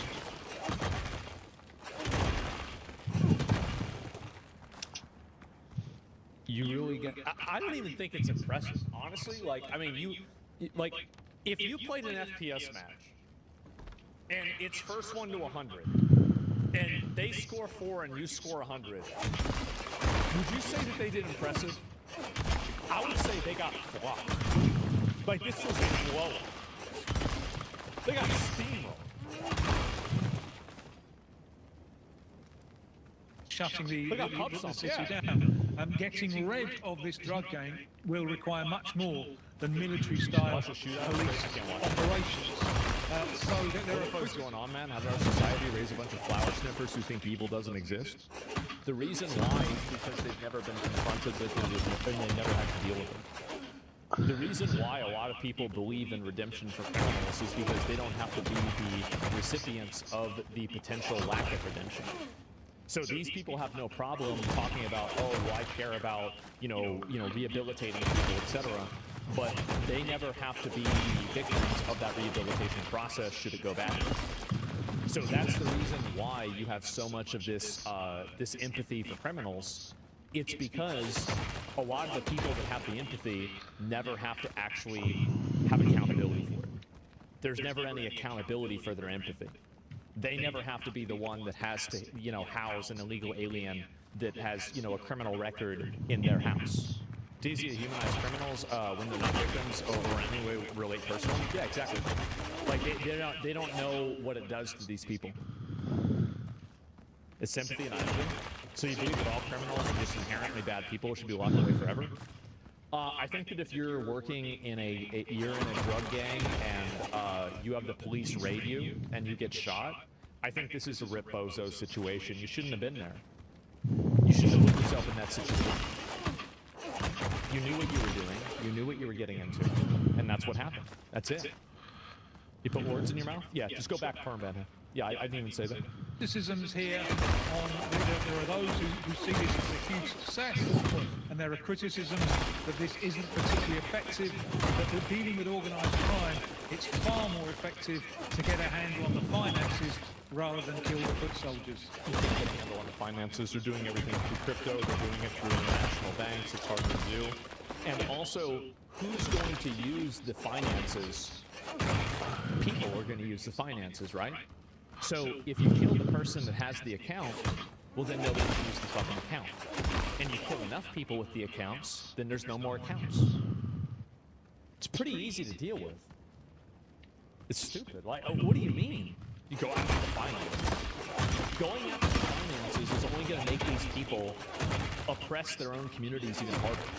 Tim, how has the Brazilian president been reacting to all of that? We've heard that he's horrified by the death toll, saying as well that the police in Rio launched this operation without notifying the federal government. Based. Because federal government has been compromised. You realize that some of the gangs get their members are often lured in with the promise of legit work, only to be held at gunpoint to join a gang that they were not aware of? Yeah, it sucks. I guess we should just let them go out and kill people, sell drugs, and terrorize the country. I understand that from your perspective it might seem unfair or scary, but there are a lot of choices and things like this in life where there isn't really a good choice. There isn't a choice that has like no negative side effects. It's just that's not the way the world works. People are these are people that, it's like you have the trolley problem. These are people who are too afraid to pull the lever because they don't want to kill one person, and they end up killing 100, but they tell themselves that because they didn't pull the lever, they're a good person. That's what it is. Yes, he has said that. At the time of the operation, he was flying back from Malaysia. So he took knowledge of this early this morning, and he is perturbed by the death toll. Lula, always a consensualist, an attempt to build consensus. So he had emergency meetings with some of his ministers today, and he has sent a committee, including his justice minister. And you can see all the clips. Are any of the clips of the actual people that were the killers? Did it show any of the drugs they had or the guns they had? Did it have the firefight at all? Did it show the drone footage dropping firebombs on the police officers? No. All they're showing is a bunch of crying women. That's it. Because they're trying to manipulate your emotions and make you act against your best interest. Because this, just like a lot of other types of media, is not out for your best interest. It has some sort of weird global agenda that they don't give a fuck about the best interest of Brazilian citizens or French citizens. They give a fuck about pushing their agenda. That's it. And you see how they replay the same crying women over and over and over. Complete manipulation. To Rio to meet with the governor, Claudio Castro, who's a political opponent. And at the moment, they are working hard to try and present a united front, to try and say all levels of the government need to be together in the fight against organised crime. They do need. Yeah, Tim, true. thanks so much for all of that. That's Tim Vickery, our correspondent in Rio. Yeah, what a joke. What a fucking joke, bro. Like, I just... When criminal gangs get caught, they turn into whiny babies. Congratulations to Brazil's police. Poverty is an excuse to do crime. Zero tolerance. Good job. There are criminals denying human rights to others. Their own human rights got denied. I have no... Bro, base YouTube comments. Bro, see, YouTube is one of the only platforms that's, like, not really censored at all. And so, like, you actually have people that give their... Everybody in the comments is totally on favor with this. Yeah, like, they're totally fucking on board with this. I'm so happy to see this. It's amazing, isn't it? So, yeah, YouTube comments going in. Yeah, and this is just the common sense, right? And it is. You're making a difference. I will, and I'll keep doing it until all of this misplaced empathy is put in a box where it deserves, right? Put it in a box, put it in the closet, put it away, and forget about it. Because the amount of people right here, look at this here. This is somebody, thank you to civil police and military police. I hope these actions multiply throughout the country, Brazil. And this is obviously just some guy, I think this is Portuguese, I'm not really sure. Could be Spanish, I can't really tell the difference, to be honest. But yeah, you have actual citizens there that are saying that. YouTube's a good baseline on what normies think. Well, any platform that isn't biased is a good baseline. Platforms that are, that isn't censored. So like Reddit, you can never listen to what people say on Reddit and try to get a fair shake on that, because any conservative viewpoints are banned. So like you can't ever do that. You can't do it on TikTok either, because also TikTok is massively, what is this here? May there be no shortage of ammunition. Amen.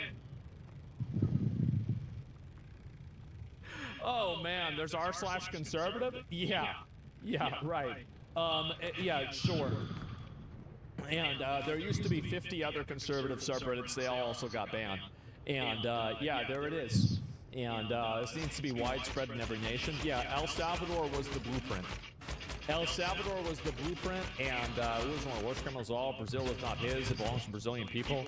Yeah, bro. I'm so glad to see YouTube comments calling this shit out, bro.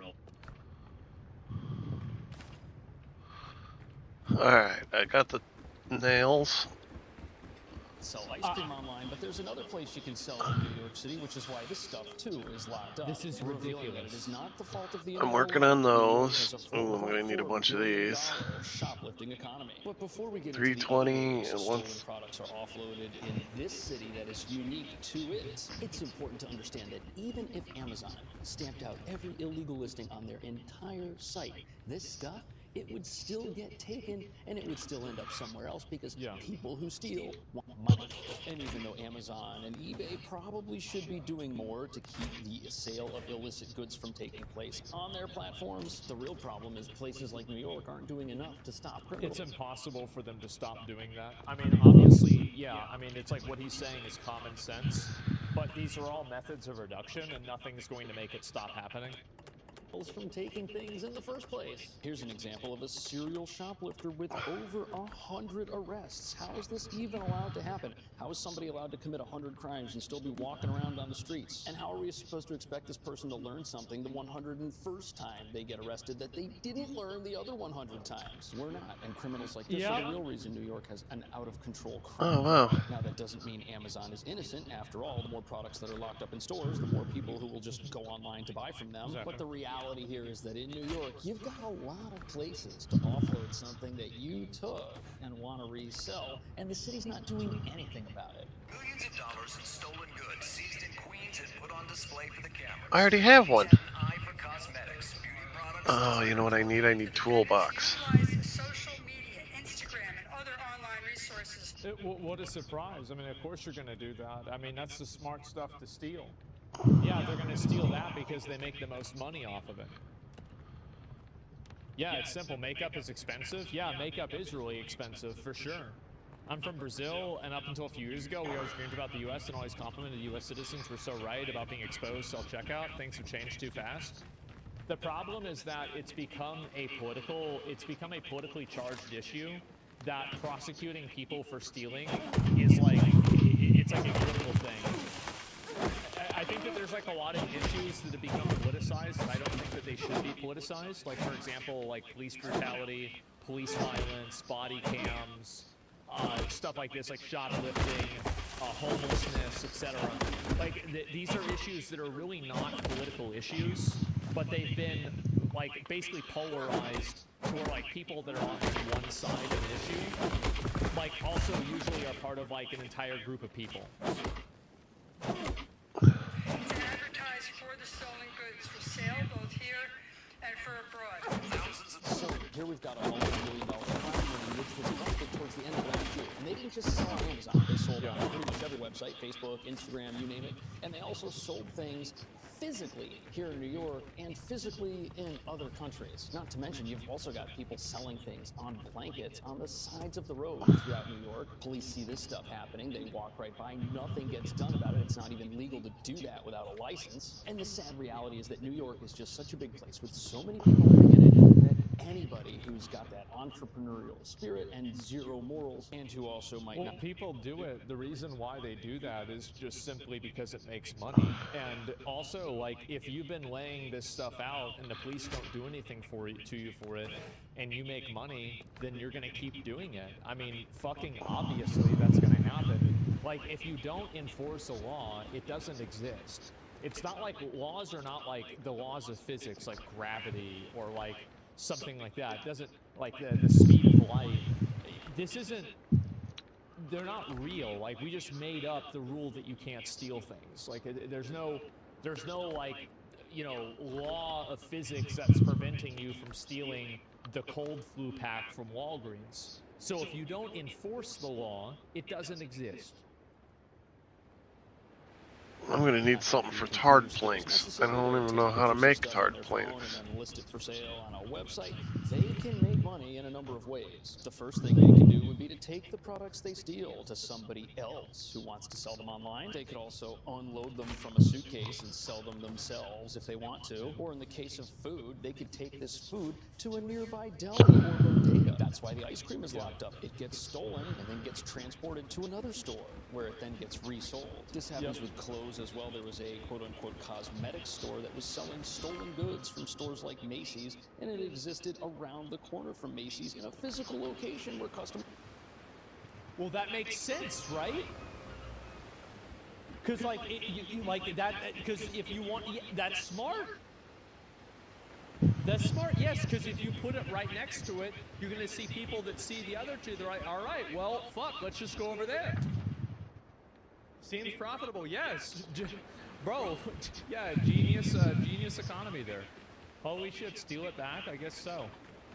First could walk in and get stolen items from pretty much every store. Macy's, Nordstrom's, all of it in their stores. Some of it with the same tags that it had on it in the store that it was taken out of. And when you hear about stuff like that, and then you go to a store like this and you see things like ice cream behind bars, and when you see the vans of products parked in middle-class neighborhoods that are like miniature shopping malls that can drive away when the police show up, the full reality of New York's predicament when it comes to theft starts to emerge. It's so big, no store can stop it. And we're at a point now where anything that can be stolen will be stolen and taken somewhere else for profit. And obviously none of this security is a deterrent whatsoever, because you can have as many police and as many National Guard troops as you want. A store like this in a well-guarded area, it's still gonna have to lock things up because criminals just don't care. They know that if they wait long enough inside the store, an opportunity will arise for them to take something that's not theirs and then run off. It's terrible. And right now we've got criminals with hundreds of arrests just wandering our streets, looking for new opportunities to do the thing that they've done hundreds of times already. They're the reason. This is the other thing, is like, most of the people that are probably stealing shit it's probably the same group of people. It's like, I wouldn't be surprised if the amount of people that are actually stealing, it's like 1,000 people that are probably doing this. And if you just take out like the top 1,000 or 2,000 highest offenders, you will probably cut this down by like 80 or 90%. Yeah, the 80-20 rule. Yeah, exactly. Because like you think about 100, like a lot of people have stolen something from a store once or twice. But 300 combined times between a handful of people, 100 times per person, that's crazy. You cut off the high offenders, and then also there's another effect that has, is that the people that would be the high offenders see that, and they say, oh, all right, never mind. You know, 300 rookie, yeah, this is a weird American problem. Yeah, I mean, I don't know what to say. My brother steals every day. Yeah, exactly, right? And so that's my point, is that the majority of this is probably happening from the same people that are doing it. If you just locked up the top, I'd say like 1,000 worst offenders, this problem would go down massively. And a brand new Walgreens and a brand new train station still has to lock everything up, even though it's surrounded by people in full military dress. And is Amazon partly responsible for this? Absolutely. They gain new customers every single day. Somebody walks into a place like this and has to wait longer than they want to buy something that they know is already overpriced. But the reality here is that without new laws that criminalize crime once again in this city, more of our stores are going to shut down.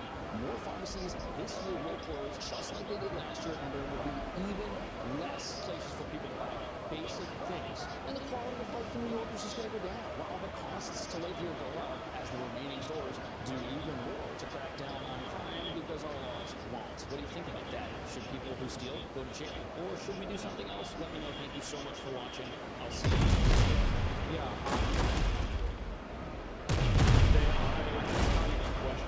But I think also what they probably should do, like if I was the police, this is what I would do.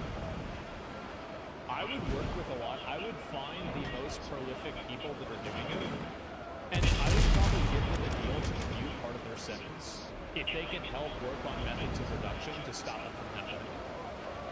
Because a lot of it is like, because these people, they're not like, a lot of these thieves, they're not like these evil people, right? They're not like these demons or something like that.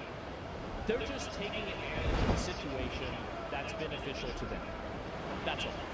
They're taking advantage of the situation. Yes, some are. No, you don't work with them. But you look at the people that are reasonable. You figure out, okay, how are you doing it? How is it working? How can you help us fix this problem? Right? I feel like that's the smart thing to do.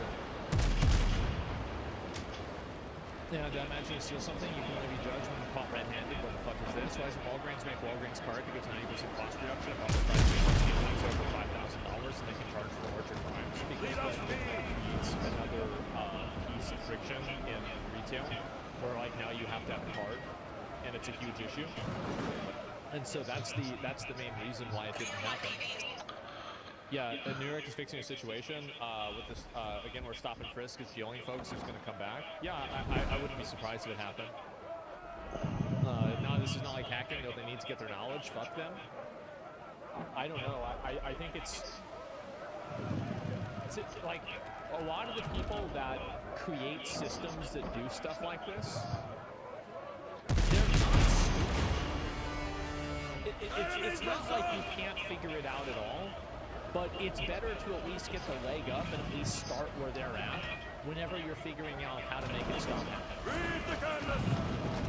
Yeah, I mean, there it is, some of them. Yeah, exactly. I would try to find some of them and figure out, like, okay, why is this happening? And so, yeah, anyway, make stupid choices while they're smart, so why does the law exist? And, inflation counting. But, yeah, this is I think it's a huge problem. And I feel like the more that it happens, that you're going to see more stores that have, like, whenever I don't know, this is in like 2000, and like if I go back to like 2010, for example, and I think back to 2010, almost nothing was locked up. Like the only thing at Walmart that was locked up was pretty much video games and like expensive electronics like phones. And now if I go to Walmart, I would say 20% of the store is locked up. Yes. Oh, spray paint was locked up because people would get high with spray paint. Good point. Yeah, you're right about that.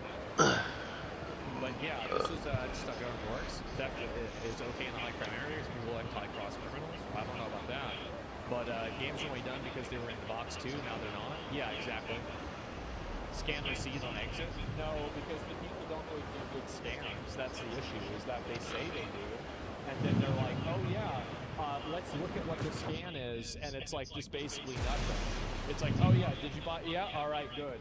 Like, people have walked out with shit all the time. I remember bullets not being walked up in Walmart. Yeah, and now Benadryl is. Yeah, it's a crazy world. I guess New York is probably the worst example of it, or one of the worst examples. But I think it is going to keep getting worse.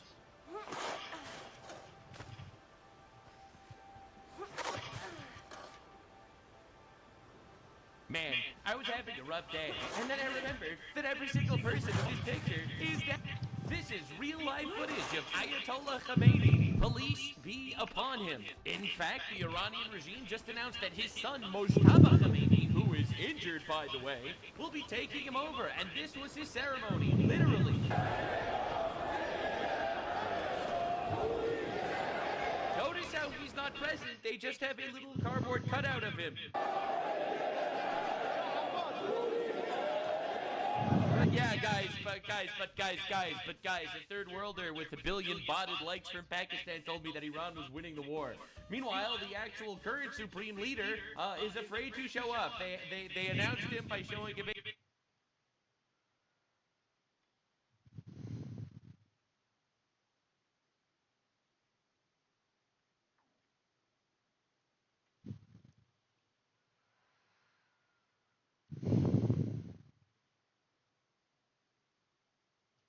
Cancel culture is a good thing. We have the freedom to say what you want, but everyone else has the freedom to respond and cancel you if you say something that is racist, homophobic, transphobic, etc. Cancel culture is definitely good if it means like deplatforming people who are spreading very hateful messages. Yeah, well, it's not really freedom to say what you want if you constantly have to fear being censored if Big Tech doesn't like your political take, even if that political take is something more than half of the country agrees with. Also, you said racist things aren't allowed, so then do you agree that people like Robin DiAngelo and other proponents of critical race theory should be canceled? Because I think those ideas are incredibly racist and, quite frankly, insulting to the people they claim to be helping. But I guess that stuff doesn't count because it's on your side of the aisle, right? And people that might make the counter-argument that Twitter is biased and will only cancel right-wing politicians, that's not true at all. Twitter and other forms of social media have canceled left-wing activists. There is an equal balance on both sides. Really? Name one person on the left who's been canceled or deplatformed from Big Tech. I would genuinely be impressed if they could name a single person on the left who's been deplatformed on Twitter. I can name a bunch on the right who are banned there. Alex Jones, Carl Benjamin, Milo Yiannopoulos, Stefan Molyneux, and James O'Keefe. And that's just specifically talking about people who are involved in politics.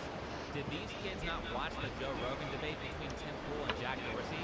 Jack wasn't even aware of how incredibly biased his own platform is against conservative beliefs. Actually, has anyone ever been canceled from Big Tech for saying something that conservatives don't like? Even when they try to cancel people like J.K. Rowling, they tried to cancel her for going against leftist talking points, not right-wing talking points. How exactly is that balanced?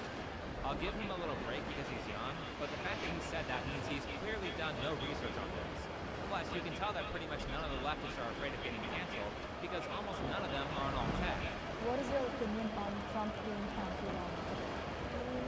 Go on to Twitter whenever you check I accept the, guidelines, the community guidelines. I agree to follow them and follow them. It's the right to turn off the app. This is so sad to see because when I was a kid, not only would liberals be disgusted with having a different opinion, but you would never see liberals praising monopolistic corporations like Twitter. You agree to the rules on Twitter because there are no other options. Parler tried to give us an alternative with rules that were more fair, but Amazon, Google, and Apple shut Parler down the minute it became competitive with Twitter. Don't forget that Amazon illegally violated its contract with Parler to do that. With that said, this is Middle Ground, a segment from a left-wing channel called Jubilee that gets people with differing opinions to debate and try to find common ground on a variety of issues. I have to say that there are a number of things that Jubilee does that I don't like. However, I really like what they've done here with Middle Ground in terms of using the medium to create good faith dialogue between people with differing opinions. let's get into it. But first, if you like the content you see on this channel, then consider making a donation. Viewer support helps keep me independent and helps with the channel.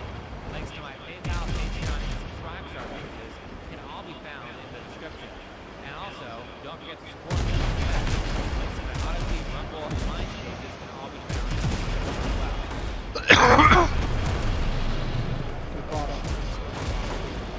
How about that? Ex-president can't lose.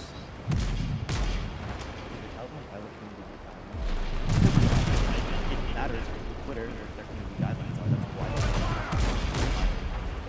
that's what every platform has to put. TikTok, YouTube, Instagram. Okay, I'm certain that this kid has no idea who the Taliban are. He's currently 19, so he was barely even alive the last time they were relevant to American culture. Honestly, it sounds like these kids just don't know very much about what they're talking about. Ritwik, the kid who said that Twitter enforces its rules fairly, made a similarly ignorant statement about BLM. With the advent of Black Lives The advent of BLM started in 2013. That movement is over 8 years old. Really, how are we supposed to develop good ideas if we don't know basic information like that, or the history? Back to the Taliban. I'm not even sure if this kid's not who ISIS is. There's also a radical terrorist group that Twitter and Facebook have allowed to Taliban stone. They've done that, and it was a I think they should be removed, and that is. I can't believe I missed them. The president wasn't smart enough to not do that, I guess. Okay, so these kids definitely don't know who the Taliban are. I'm getting hammered. The disturbing thing here is that media corporations are able to use the ignorance of kids like this to get them to be dismissive of a group of people who have done some really horrible, violent acts. But it's mostly just rude. The propaganda is so bad that in their mind, mean tweets are worse than actual violence. I'm like American, and I have to vote between this person and this person. I need equal access. I can't expect that everybody to love me and to think the way I think. All y'all think different. I mean, that's totally great. They think differently. That could be you one day. Not only could it be you, it will be you. The problem here with the thought process of the is something that becomes apparent when you study a second language, especially if it's very different from your native one. Everything you communicate is dependent on things that you've experienced. I can't tell which one's. If I say the word fire, you probably visualize some kind of fire in your head. Maybe it's a campfire, or maybe it's a gas fire on a stove. The kind of fire you visualize is dependent on what you see, and that has an effect on how you perceive the world. Here's where things get tricky. Fire can do a ton of different things. What if you Come on, cut. experience with fire is the heat used to cook things? Then you had that person talk to another person whose only experience with fire was as like a propellant for a rocket or a jet. The first guy may ferociously argue that fire can for nothing else, while the second guy might say that fire can only be used to make objects move. The solution to their argument may be obvious, but this basic concept becomes a real problem when you start having more abstract, high-level conversations, like with politics. We can easily resolve the argument about fire by having the first guy show how fire can be used to cook, and by having the second guy show fire as a propellant. This adds an experience to each person's memory, and now they can both see fire as a propellant and as a thing that's used to cook. But the problem I see all the time in is that no one attempts to God. like this. For example, My news source is more reliable than the other sites. How does that miss? I see a lot of conspiracies that I don't necessarily agree with. All right, So well. if everything comes from opinion and just people developing their own ideas, it just doesn't seem reliable. Put some distance on while I repair my ship. because otherwise, if I'm a conservative, that point means absolutely nothing to me. This girl Hannah might actually be correct about conservative media being inaccurate or untrustworthy, but because I haven't experienced what she's experienced, her argument remains unconvincing. It's also intellectually dishonest because she made a statement that I can't fact check or criticize. This is kind of the same thing the Indian kid Ritwik did with Twitter. He says that Twitter cancels people on the left at the same rate as on the right. It provides no example. I think I just shot over it. More importantly, he come up behind him. That'll be good. Not providing examples. Here's a statement from a conservative parent. Well, I have a problem with the trans and these different things is they're getting kids at like 10, 12 years old.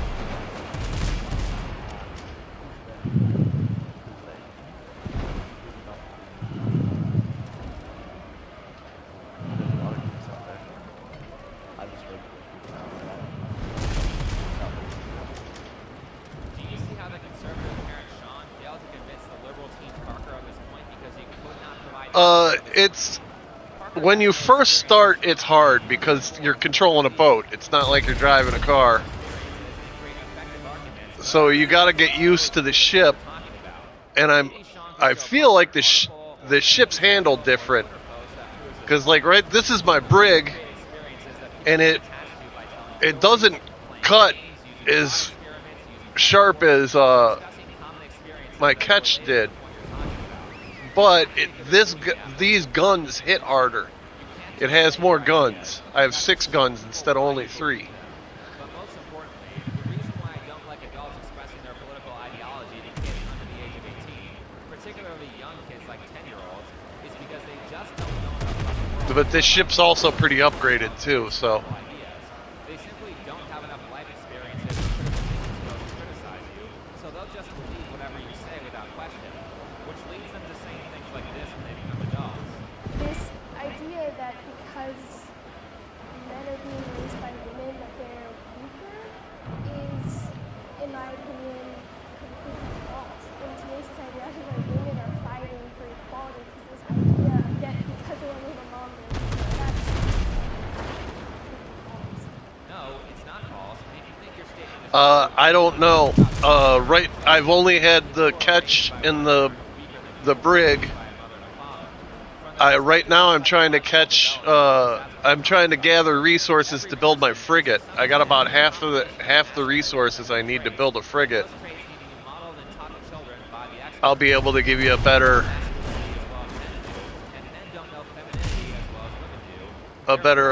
assessment after the 3rd ship. But to tell you the truth, this ship performs a lot better in battle. It sinks ships quicker, but it takes a lot more damage because it's slower and it doesn't cut as sharp.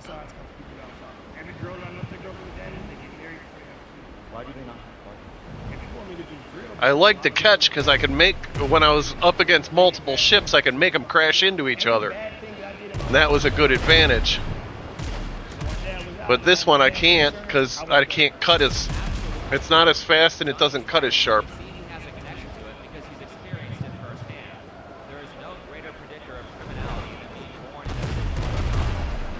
And on the ketch, because it gets cut so quick, you utilize all 3 cannons. This one I can only use the front and one of the sides. So I'm only really utilizing 2 at a time. But like I said, I'm sinking them a lot quicker.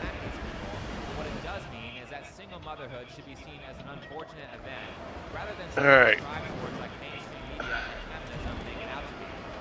If you give me a minute, I'll be heading back to my main base, which I did a lot of work on. That's a pretty badass base. I'm not done with it yet, but...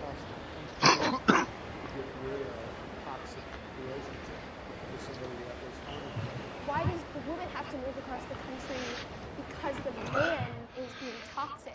Why can't the man be taught, don't be toxic? Women nowadays have to deal with those kinds of relationships. Yeah, except the part of the Alright, I might be able to get my resources off of this island. that people will actively seek out these kinds of abusive relationships if you don't teach them about psychology. I think this is the most dangerous political take that feminists have promoted over the last decade, and quite honestly, is borderline misogynistic because it puts more women in danger.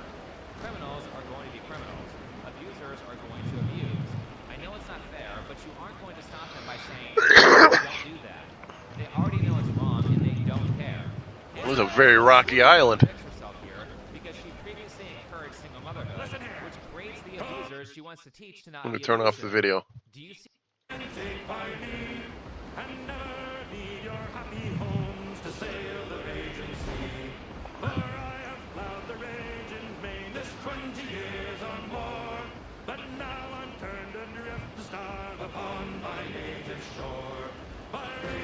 And I've been working with different characters too. A precision character so far is the best for combat. But then again, my precision character is only level 3, so I don't know if he's gonna top out somewhere. Wow, I can't land anywhere on this island.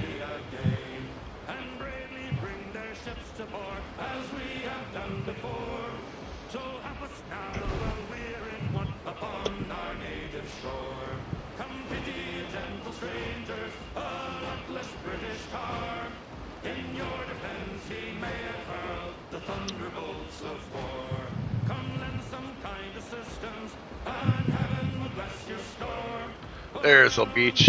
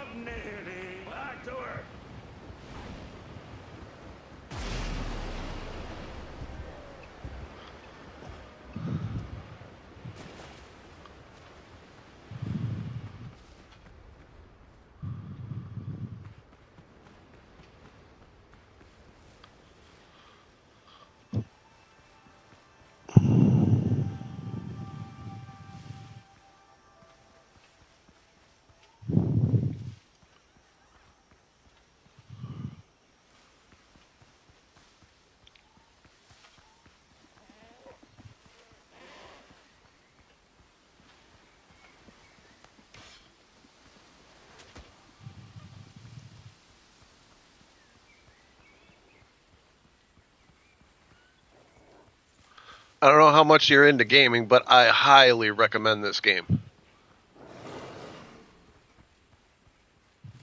It's kind of hard, but still, it's just there's so much to it. It's a great game, man. Come on, one of you got to die.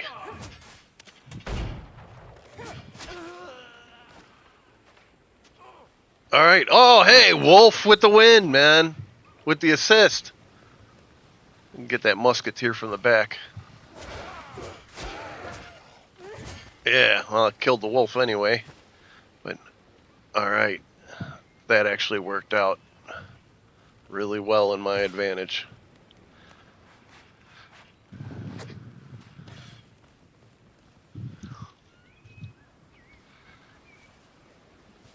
Yeah, I'm still learning a little bit about the game, but I highly recommend it. This is probably one of the best games I've played in a while.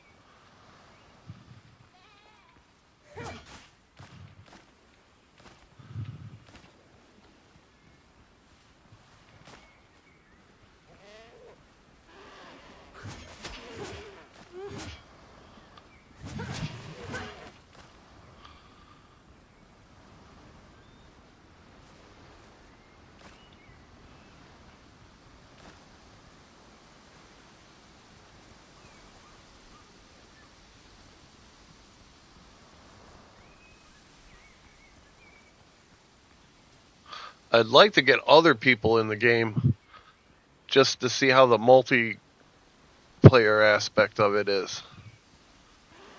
I'd love to get into a ship battle with like 2 or 3 different ships.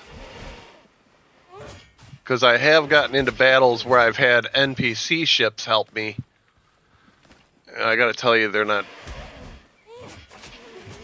very helpful. Especially because you can't give directions or suggestions to them. They just kind of act on their own. Let me zoom in. It doesn't even look like there's really anything on this island. I need to find a hardwood. There's a hardwood forest. Oh wow, there's a lot of wolves chasing me. Better.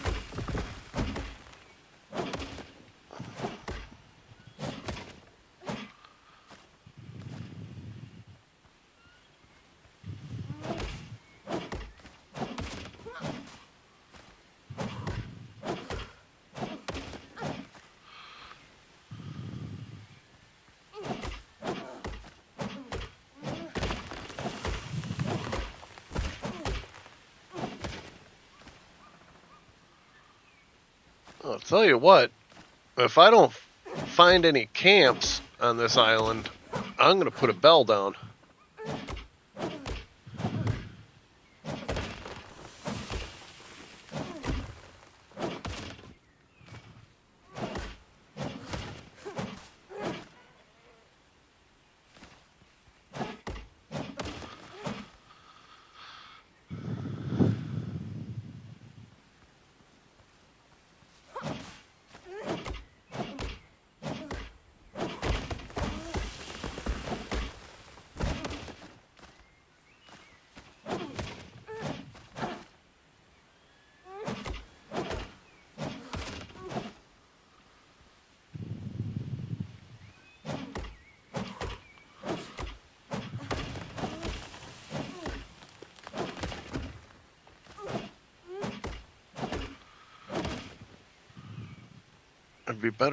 It'd be nice if there was a mine on this island too, so I guess I'm not going to build a base here. I'll stick with my other base. How much? I don't get very much hardwood from these things.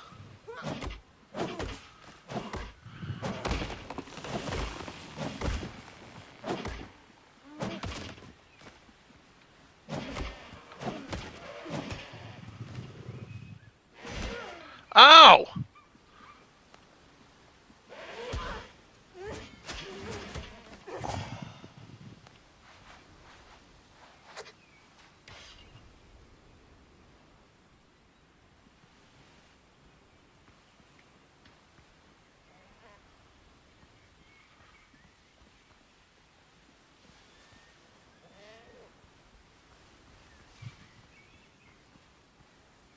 Yeah, see, there's another goat.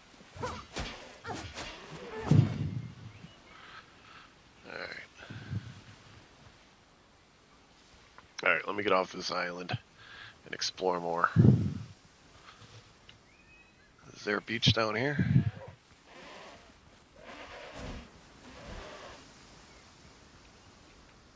God damn, what do I owe that goat money or something? Man, leave me alone. This would be a pretty cool place to build a base.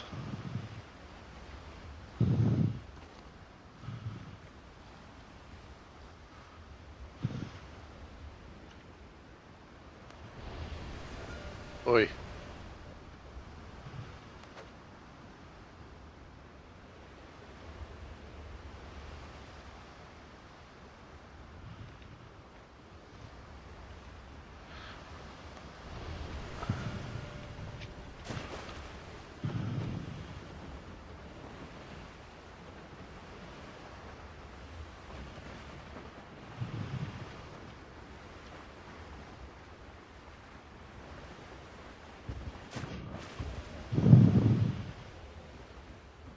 Helm's yours, Captain.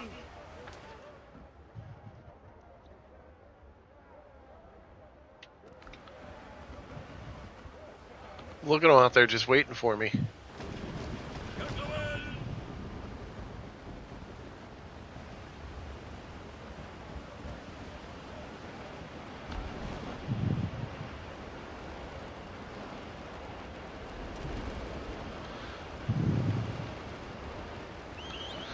And I got this brig hoping that it would be faster, but it's not really. But anyway, let me look at my ship. I have devastating 12-pounders. I got a stand-fast hull bracing. My naval tech, silence the guns. I like this. Hitting an enemy applies broken rhythm. Effects for 30 seconds. Reducing reload speed by 20% and damage by 20%. So that's what's making me better in those sea battles.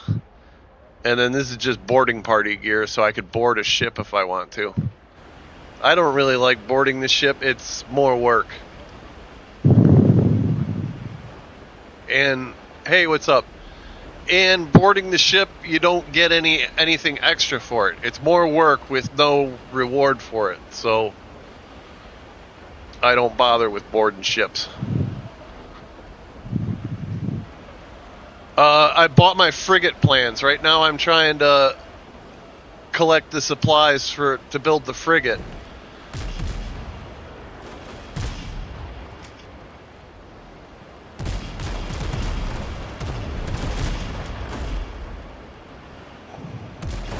I actually spent most of the morning pirating, and then I sold all my stuff. I had enough to buy plans for a you got for frigate? Or did you get a brig?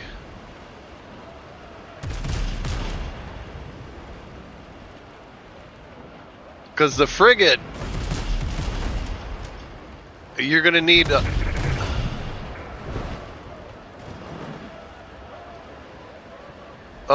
I've got the plans. I need to find tar somewhere.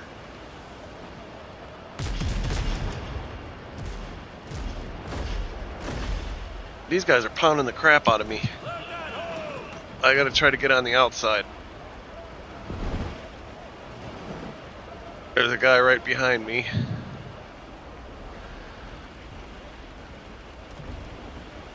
Let's see if I can turn away from him.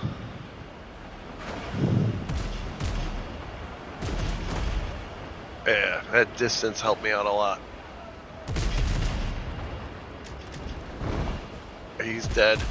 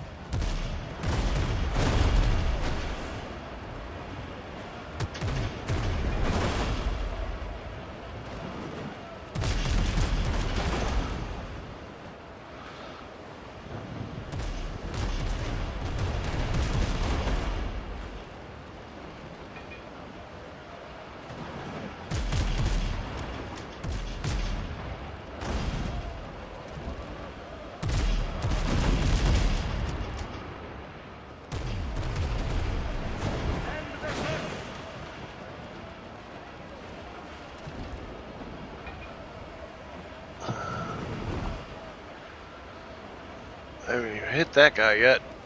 Give him a little taste. There we go. Holy shit, I didn't do shit to him. I slowed down his guns, but that's about it.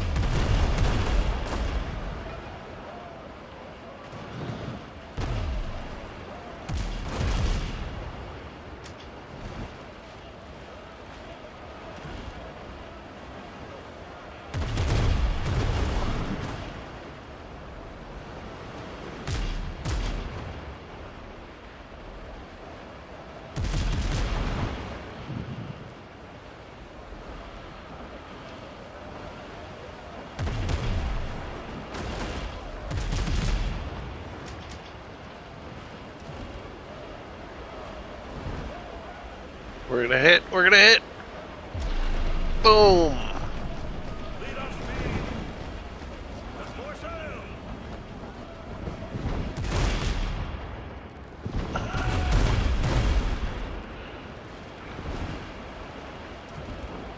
There we go. Get behind him, get behind him. Let's go, let's go, let's go. Come on. Cut it, cut it, cut it. Boom.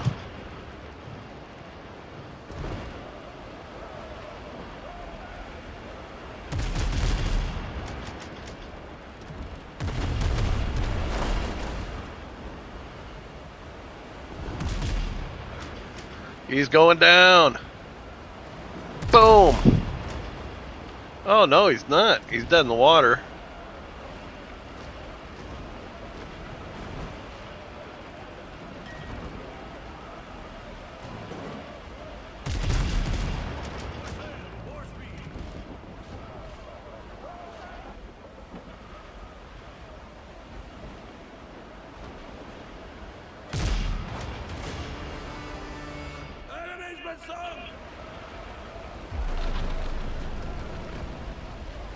Yeah. I need tarred planks for my frigate. I gotta find the swampland. I haven't found it.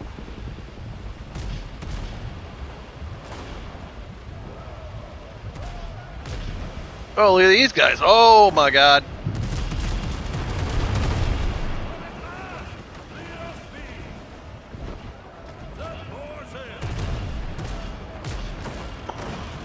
Get moving. Come on, man.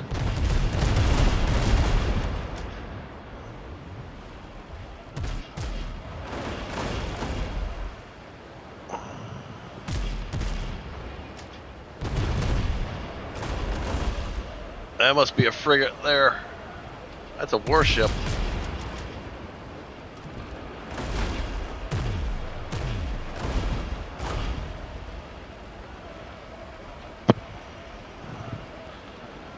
These guys are gonna sink me.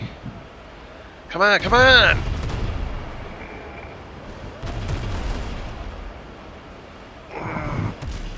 That's gonna be a miss. See, that's what I hate about the cut on this thing, man. That transport was right on my ass.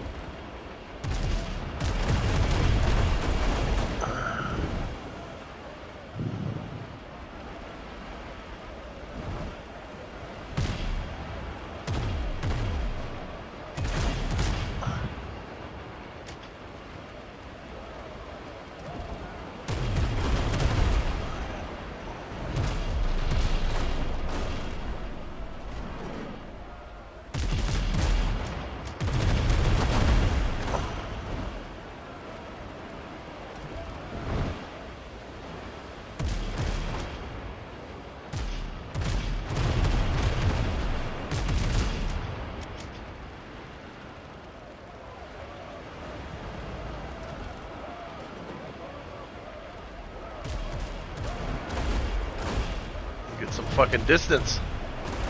Holy shit, look at that, how much meat they're taking off my bones, man.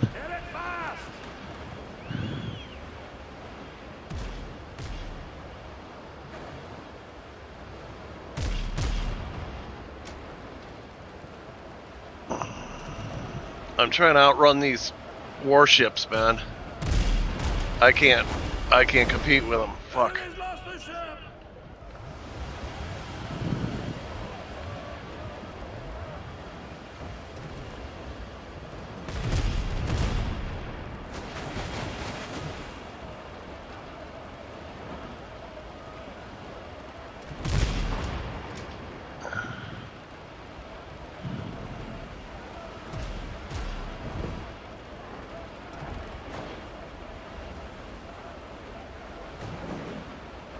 I got a level 15 on my ass, a level 15 and 2 level 12s.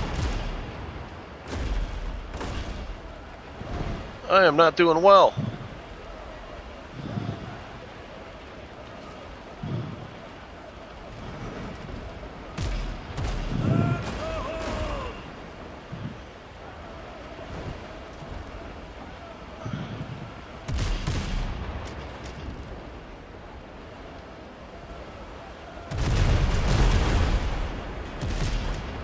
It's a level 13. 2 level 13s.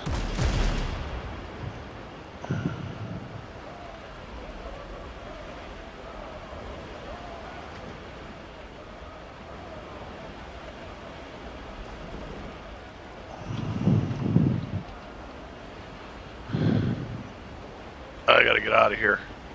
These things are killing me.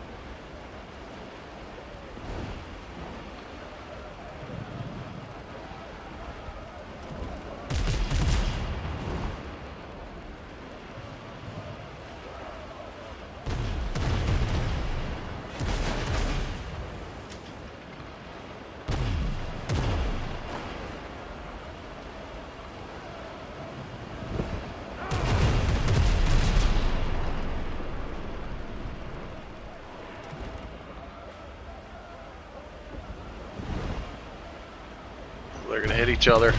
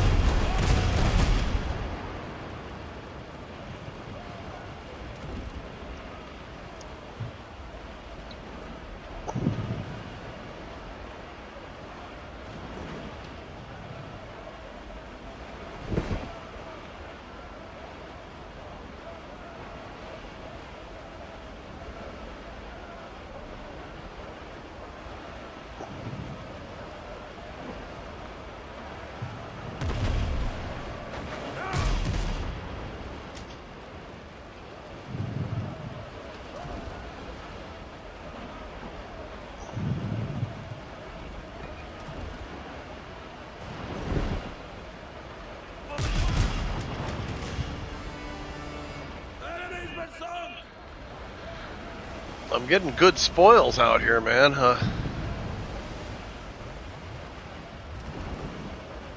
I'm halfway tempted to try to go up against those ships, but man, they were just chewing me up.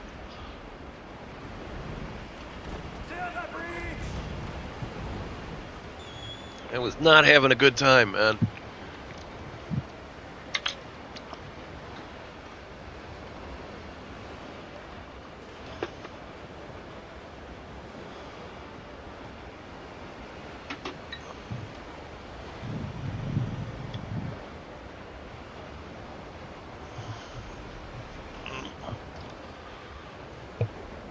Oh, what the hell? I'm not even going the right way.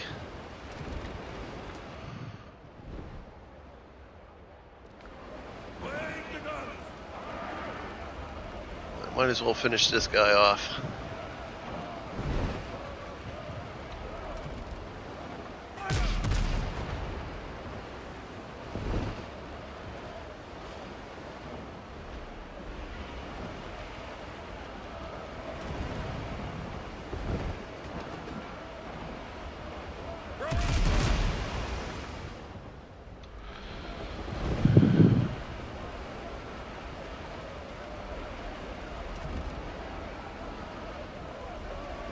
If he's the only one, I'll fight him.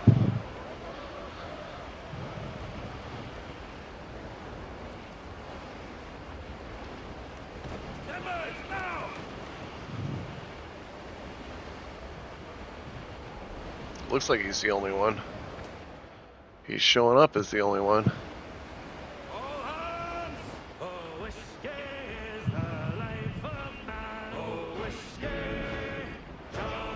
Think I could take him?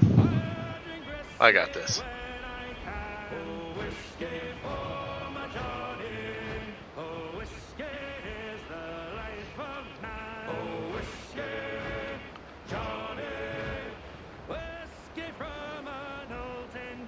What happened to you on Twitter?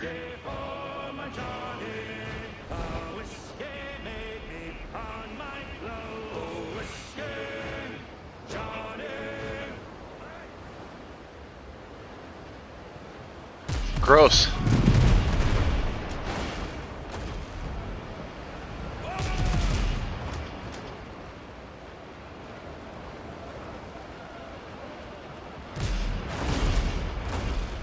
Dude, I'm not even doing damage to that thing.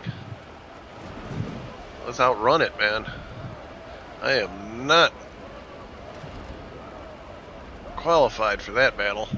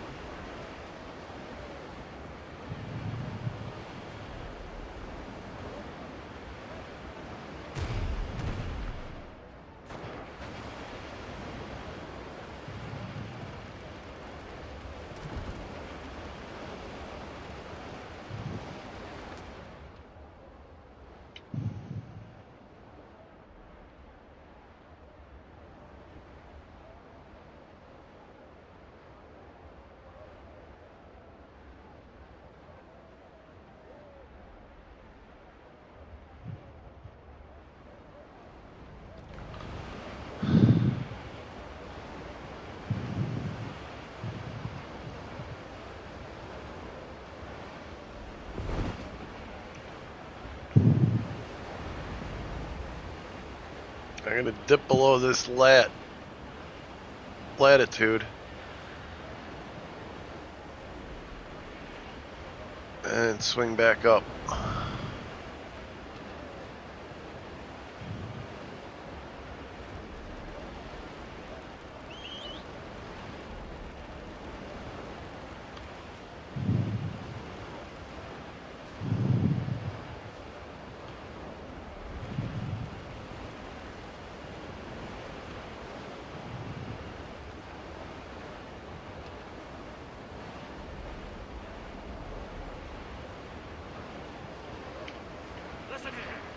It's a damn tough life, full of toil and strife, where women undergo.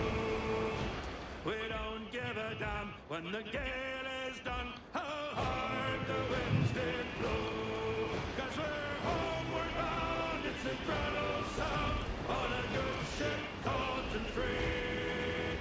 And we don't give a damn when we drink our rum with the girls of Old Maui. Rolling down to Old Maui, me boys, rolling down to Old Maui.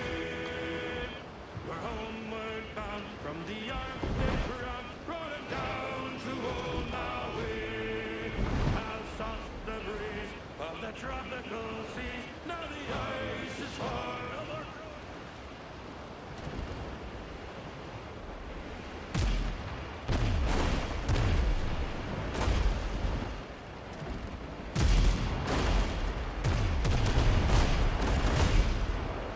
I'm gonna take a beating, but I think it's the only way I'm gonna lose these guys.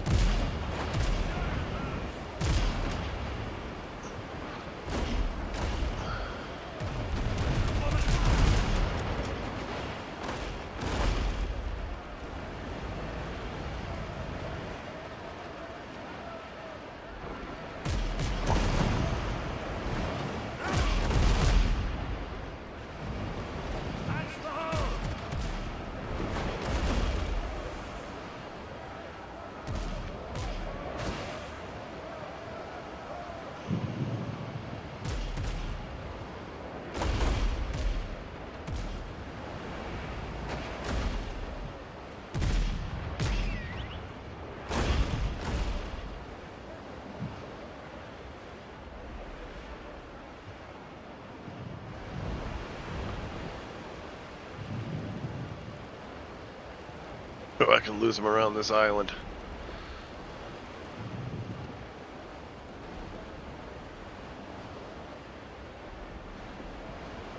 And I could put a bell on this island. Oh, and there's a question mark. If that's a mine, this will be a good base island.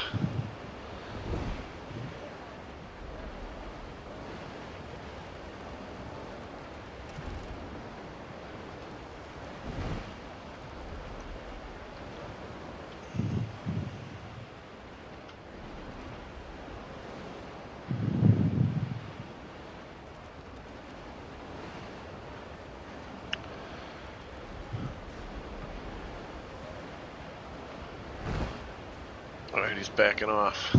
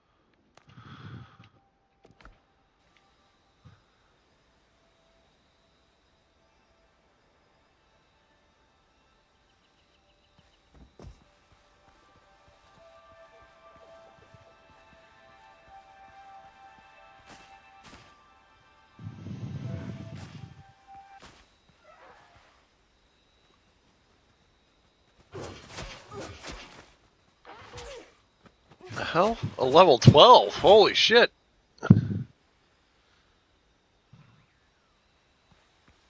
Yeah, let me get back on my...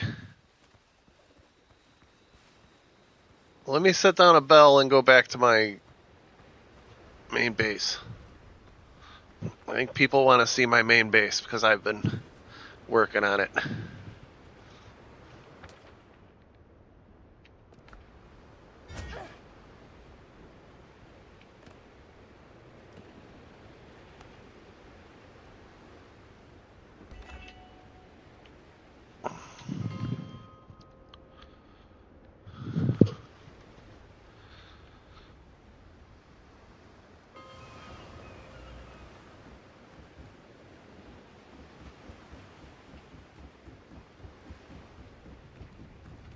Alright, hang on, let me piss too. I'll be back in a second.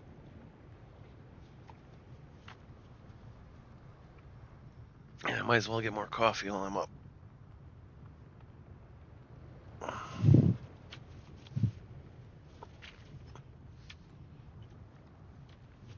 All right, buddy. I'll be right back.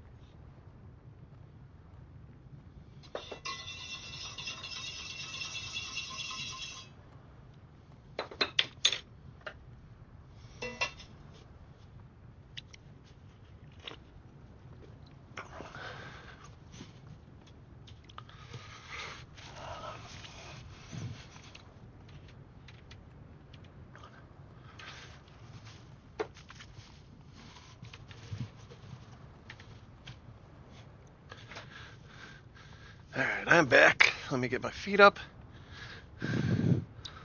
Oh, here comes Crazy.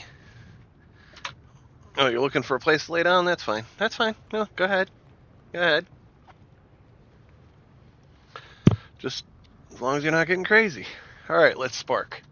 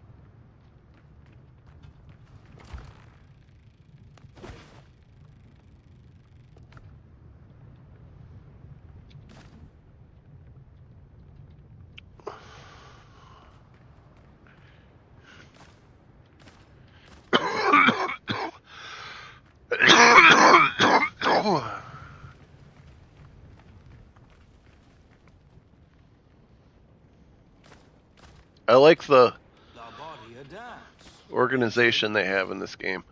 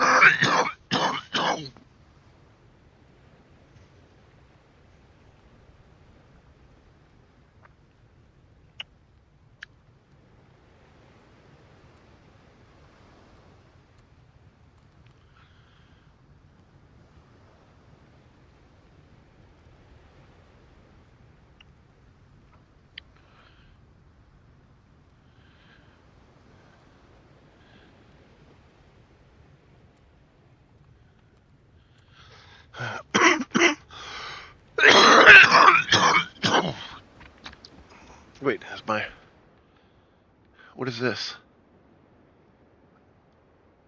Yeah.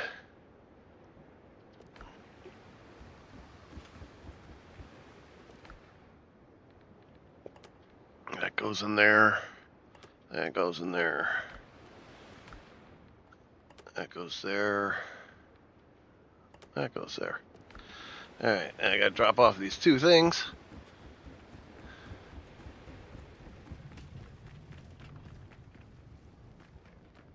I forgot where I was dropping them off. I think it's the... Oh. I want the chest.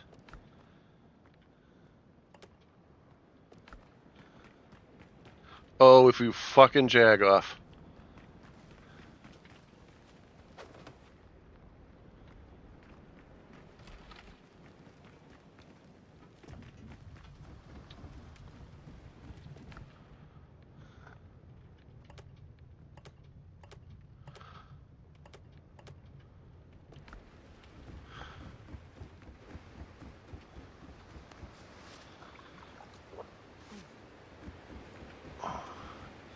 Oh, god damn it.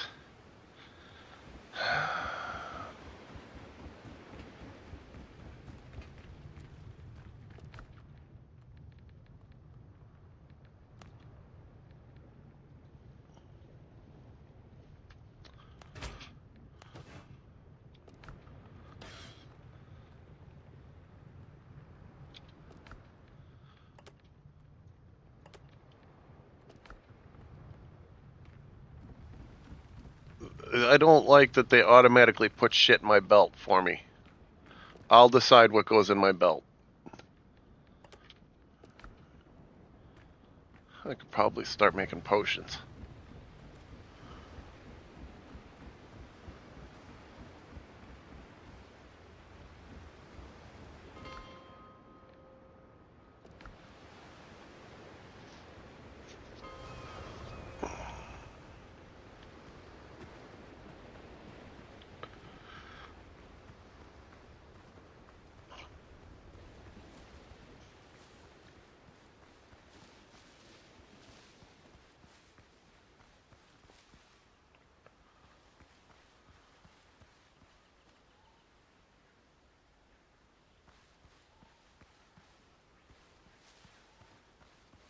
Could be over there.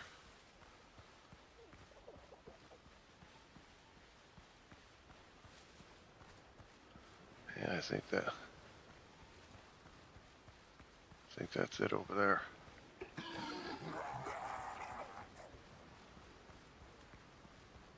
Oh no, I don't know what this is.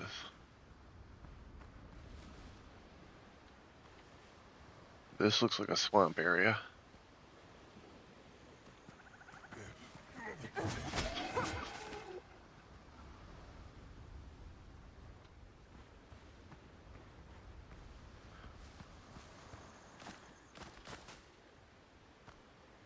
Cocoa plum. Boop, boop, boop, boop.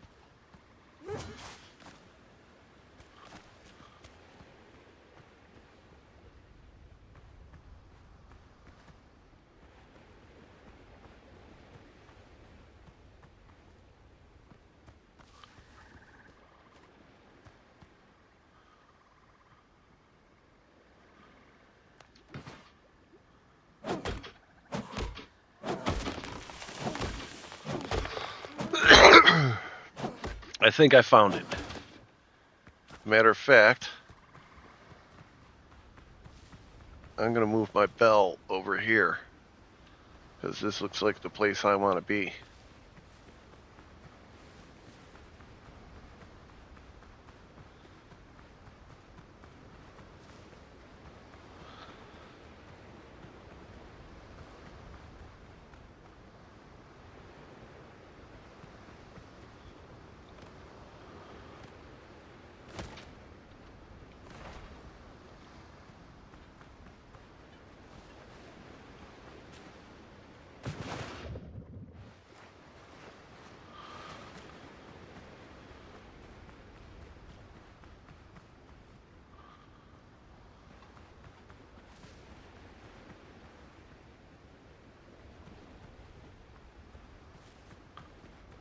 It looks like it could be swamp over there too, so look at this big chunk of swamp right here.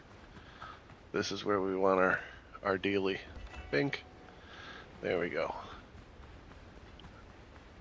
Oh, let me come in here and start whacking down these tar woods.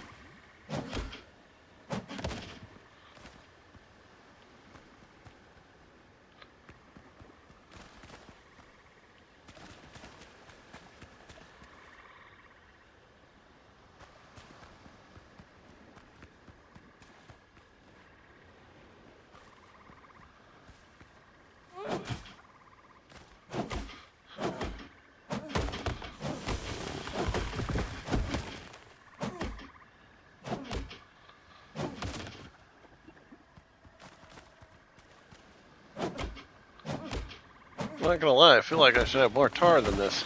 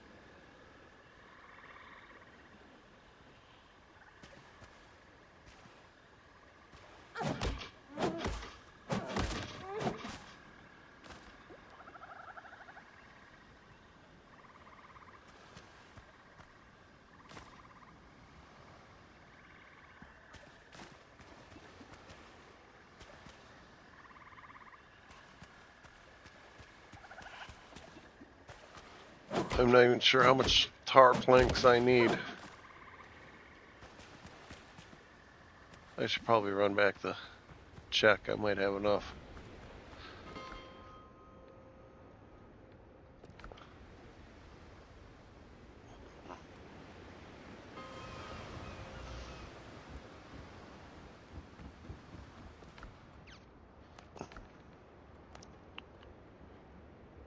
I needed 80.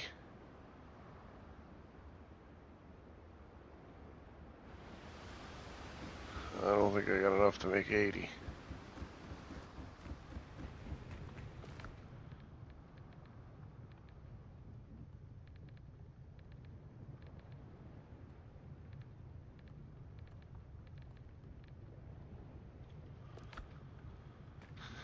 All right.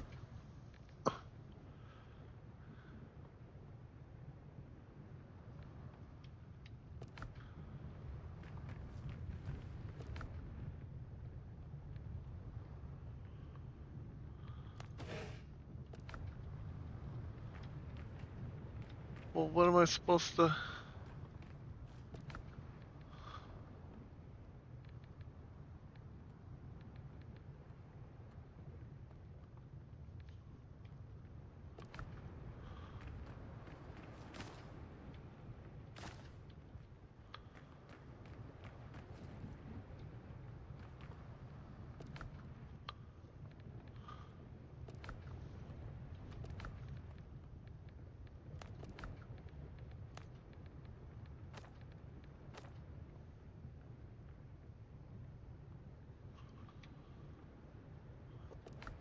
I don't...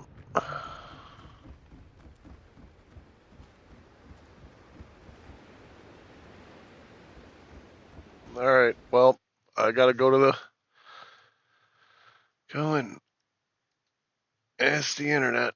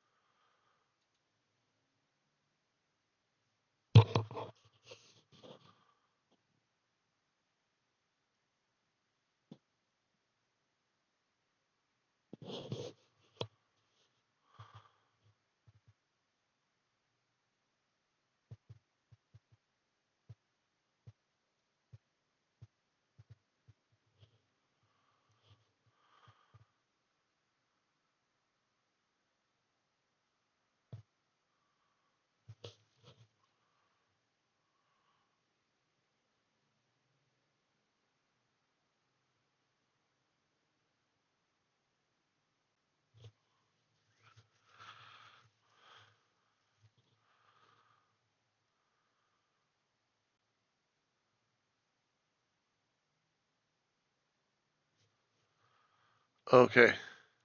That's what I need.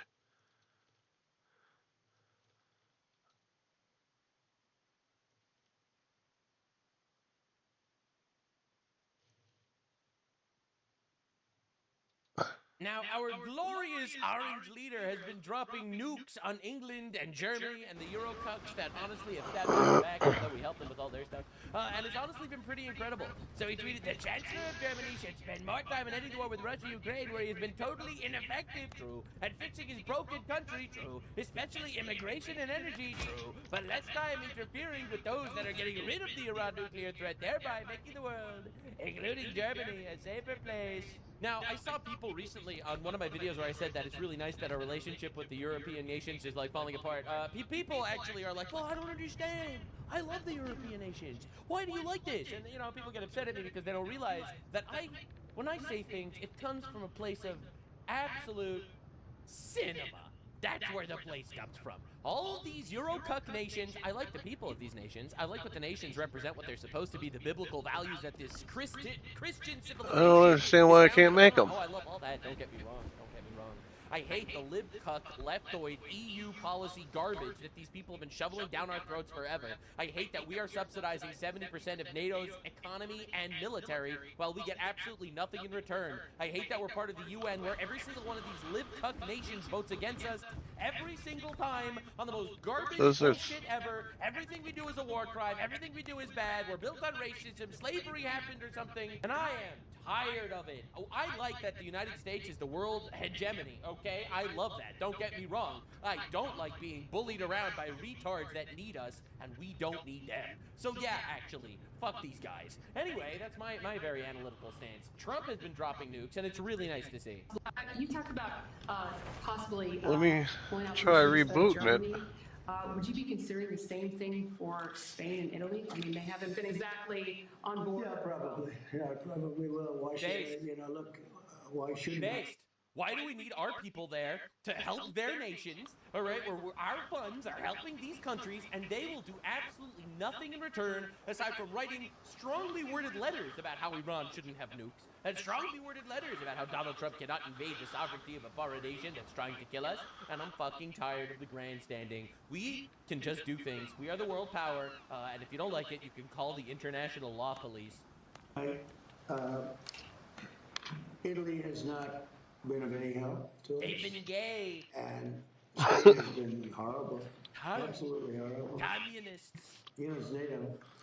It's not even the fact that they're bad. It's one thing if they said nicely, or if they said, okay, we'll help, but the help's a little slow. But the level, and we helped them with Ukraine. You know, they made a mess out of Ukraine, a total mess. And we helped them with Ukraine. Ukraine has nothing to do, you know, we're an ocean apart. It has to do with them. It's like for them, it's their front door. We help them. That's right. And Biden gave them $350 billion, which was the war went on. But when we needed them, they were not there. We have to remember that. And so if we ever had, because we didn't need any help with Iran. We had Iran right from the first day it was over. Shooting requires bullets and gunpowder. Now it's Oh, that's a helpful tip. We want to do, but we didn't need the help. And to a certain extent, I asked them. I didn't need the help, but I said, "Yeah, we'd love to have you help," because I wanted to see if they do it. Oh shit! And they, in all cases, they said they failed. We don't want to get involved. And I'm sorry, we're too gay to help you, Mr. President. You know, the amazing thing is they use the Strait of Hormuz. I was thinking of helping, and then I realized how much I absolutely love sodomy, so therefore we couldn't be of assistance. We don't use it. We don't need it. We have a lot I of... would really be very, very inclined to help you, but then I realized, man, we have millions of Muslims that are in our countries, and we really want them to vote for us. Well, wait a minute. And they use it, we don't. And you would have thought they would have said, we would love to help you. But they didn't. They didn't want to. They didn't want to, and now the Strait of Hormuz is cock-blocked. These people are crying. It actually affects them way more than it affects us. Everyone crying about the oil crisis this, oil crisis that. It doesn't affect us. America first. We kill those Ayatollah bastards, and unfortunately the Europeans don't want to help them. They're going to actually have some FAFO on the way out. It's skill issue. Anyway, so Pete Hegseth was actually brought in to talk about the war, and he's been dropped. He's insane. He's so fucking good at this. It's crazy. All right, and then I'm gonna get into the Eurocuck situation. But first, you have to see this. I haven't talked about it as much in these hearings because this is a budget hearing about $1.5 trillion that's historic and significant. But underwriting the change that we've seen in our department was a laser focus on getting back to basics. And the key word to that is merit. We had a department that was obsessed with gender, ideology, and race, diversity, equity, and inclusion. In fact, the mantra you would hear dripping from the lips of generals with a serious look on their face was, "Our diversity is our strength," which is the single. Oh, I gotta. All right, I gotta. Of course, our diversity is not our fucking finish the foothills. Our shared purpose. That's why I can't use it. God damn it. And the Constitution. And we wonder why the left. All right, well, I guess we're Eurocuck nations that imported infinite diversity hires. stopping resource gathering, and we're gonna start. We serve to defend. And when you clear that debris doing away, quest. whether it's Marxist ideologies or social engineering or political correctness or quotas based on gender and diversity, you get the best of the best rising up, regardless of gender, regardless of race, motivated by that environment where merit reigns. It's accountability, standards, lethality, readiness, training, all the debris wiped away. God, he's so fucking base for that. He's right. Diversity is not our strength. It's dumb as fuck. Unity is our strength. This shit is so fucking stupid. It's crazy. It's like, it's actually insane. And every single question he's been answering was just I'll just show you one. So Elizabeth Warren is asking him all sorts of questions. Are you being paid by, is it the Jews? Is it the Russians? Who's paying you, right? And he dropped an absolutely insane response. What I give, what you give, what others give, I'm not looking for money. I don't do it for money. I don't do it for profit. I don't do it for stocks. And that's part of the reason I'm able to... Does someone we know do it for stocks? Elizabeth Warren, who's worth $300 million somehow? Be effective in this job because no one owns me. No one owns this department. No one owns this president. And we can execute for the American people, and we do. What? She has a little crash out because obviously she is corrupt as fuck, in my opinion. Anyway, let's take a look at what's going on across the pond in all the countries that are condemning us and currently getting cooked. All right, so this is a nice-looking individual over here. Look at this guy. Oh, wow, he's a mayor. Look at that. A mayor? Wow, a mayor in England. He must be a really wonderful guy. Ex-Labour mayor slammed by judge for helping hide his son's phone after he raped a 15-year-old girl as he jails her for 3 years and locks up her son for 12 hours. Wow. So you mean to tell me that this mayor is now in jail because this mayor's son is a rapist that this mayor helped cover up? Wow. Seems to be like England is going very well. Now, just to understand what's actually going on in this case, this is a case where a guy drugged a child, his 15-year-old victim, filmed himself raping, slamming, and choking her. He got a 4-year prison sentence where he would only serve 8. His mayor mother helped him raid his home. You understand the level of bullshit we're doing this? Right, so people that act women's rights. Your words are just weapons that they can use to destroy your words. How does this want you to manipulate and cover up the brutal rape of a child by yourself? Understanding the level of Congress the West actually is getting, and why use bulletproof vests? You mean to tell me a country that has this thing as a mayor is actually not with the problems like a terrorist pedophile? Now, this guy, I covered this in great detail in my video yesterday. Terrible terror attack. Guys slit the throats of Jews in England and London in one of the daily terror attacks that happened. So, this guy, with new news that came out after my last video came out, I just felt like I had to include it because of how perfect it is. This guy is a Somali stabbed but also has a history of violence, including stabbing 2 police officers and police dogs in 2008. And Fuck.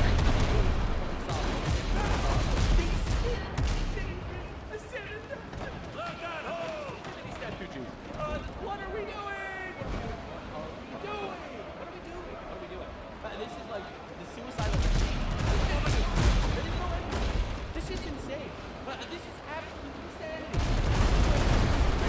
Jesus Christ. The nice attack, Muslim, crack attack, Muslims, shoe bomber, Muslims, Orlando attack, Muslims, double snipers, Muslims, four-wheel sniper, shooter, Muslims, underwear bomber, Muslims, attack, Muslims, Paul sniper, Muslim shooters, Muslims, 2005 Bali bombings, Muslims, US Muslim bombers, Muslims, London Bridge attack, Muslims, Madrid train bombers, Muslims, Charlie D'Amelio attack, Muslims, Denver tornado attack, all stabbing, Muslims, 77 bombers. It's a list goes on. And I think that there is one through line that all find a common denominator. We really need to be careful about it. So Keir Starmer, he released a whole statement yesterday, which I've already covered, which he basically, sat there like Dobby the house saying,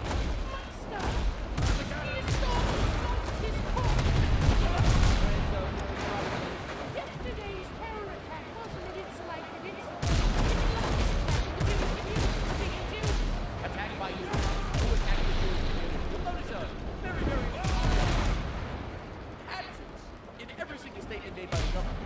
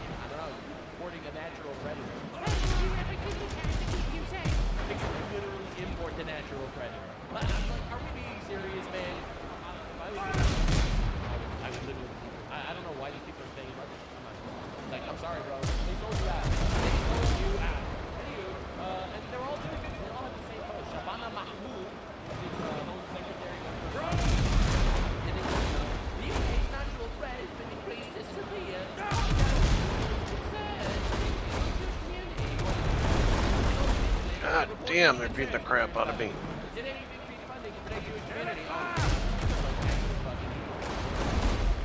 Now, this is, I think, one of the most telling moments in British television. This is right after a horrible terrorist attack where two Jewish guys were just stabbed by a Muslim guy who's Jewish. Get a load of this.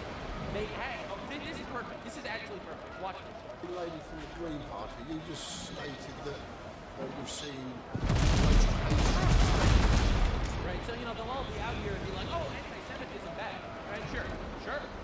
You're so right for that one. Where is the racial hatred coming from? Where is it? Fantastic question. Fantastic question.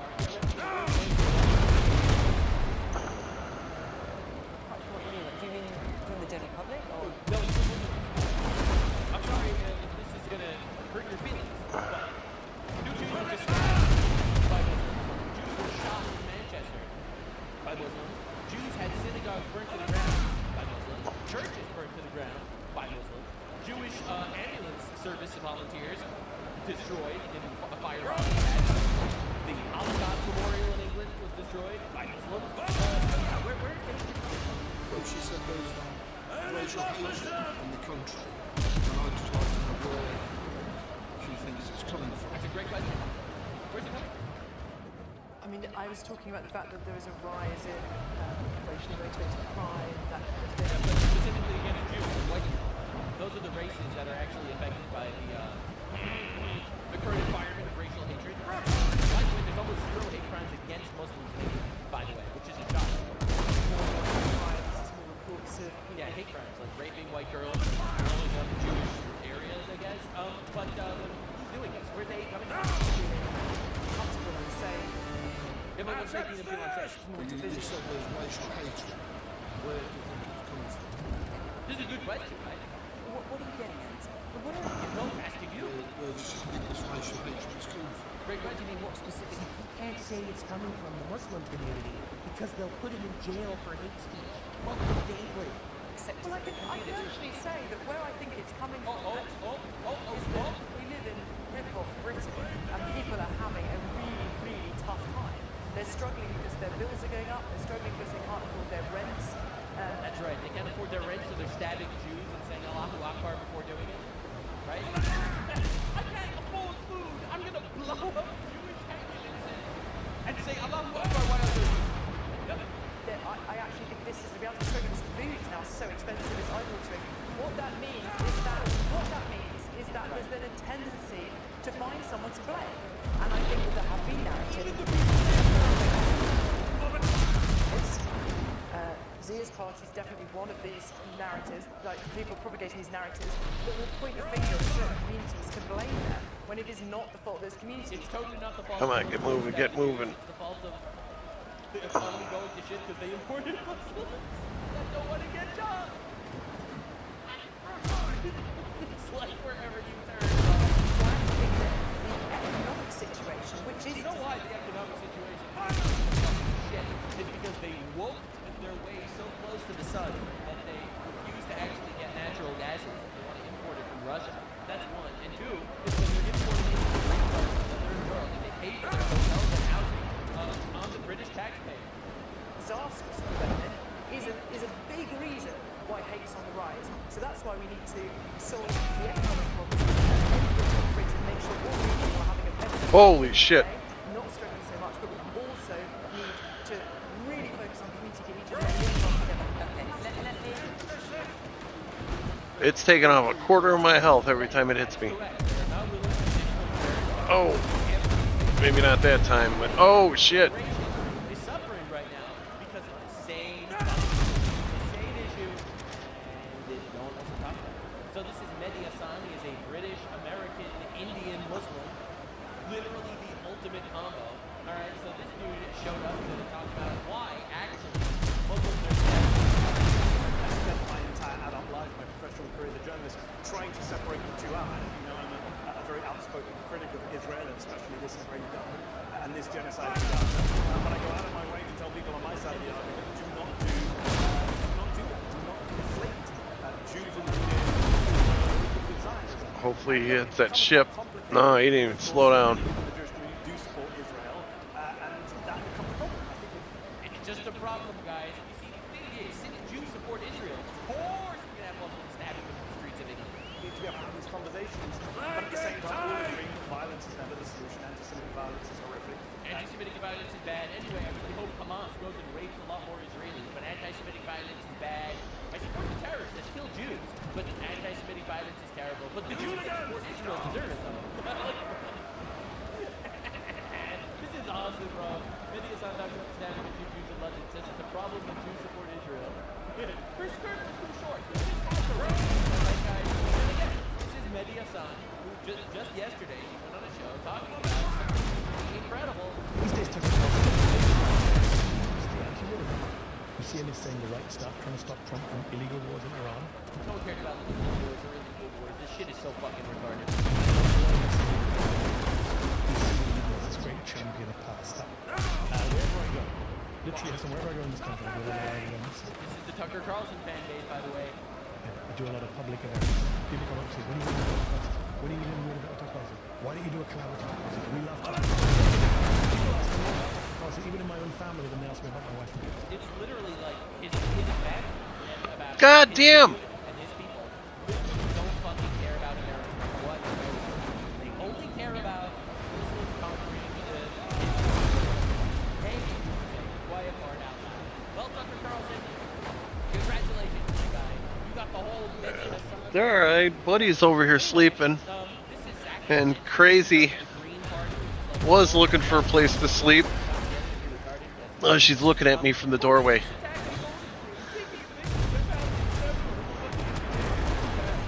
God damn it.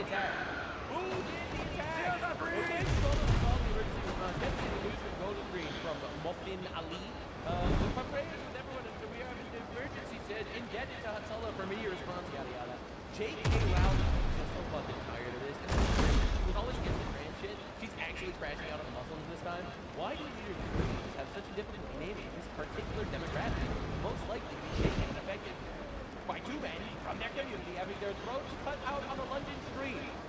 Who is doing this, guys? What's going on? Canadian judge Jocelyn Gagnier blocked the deportation of an Indian national. Hey, Crazy. Truck driver who killed 16 pocket killers. I think we should keep that guy in Canada. What do you think, guys? Absolutely. A cafe in Berlin does not allow white people to enter. It's showing you the level of cuck Europe is and why it's actually not bad at all that we're not really associated with them anymore. We he's sniffing it. Bundesvermögen candidate received 700,000 euros in public funding and an anti-white cafe that does not allow white people. That's right. A country built by white people, majority white people, has the most campaigns for anti-white people. Isn't that awesome? So this is Muslim families bringing their children together watching a man get thrown off a rooftop for his death under Sharia law. I don't think I can actually show you the but you get the idea. It makes a lot of sense. The leftists are super happy to import these guys. Another day, a church on fire in France. This is Yak in Monadak. I don't know how to pronounce that shit. And it's on fire. It's so weird. It's so weird how all these churches started getting lit on fire right after mass migration started. Wow. Wow. What else is funny? I'm thinking about it now. It's kind of weird that we don't have like mosques on fire. It's so weird. You are a relentless little fuck, man. Jesus, back the fuck off. I was yelling at the cat.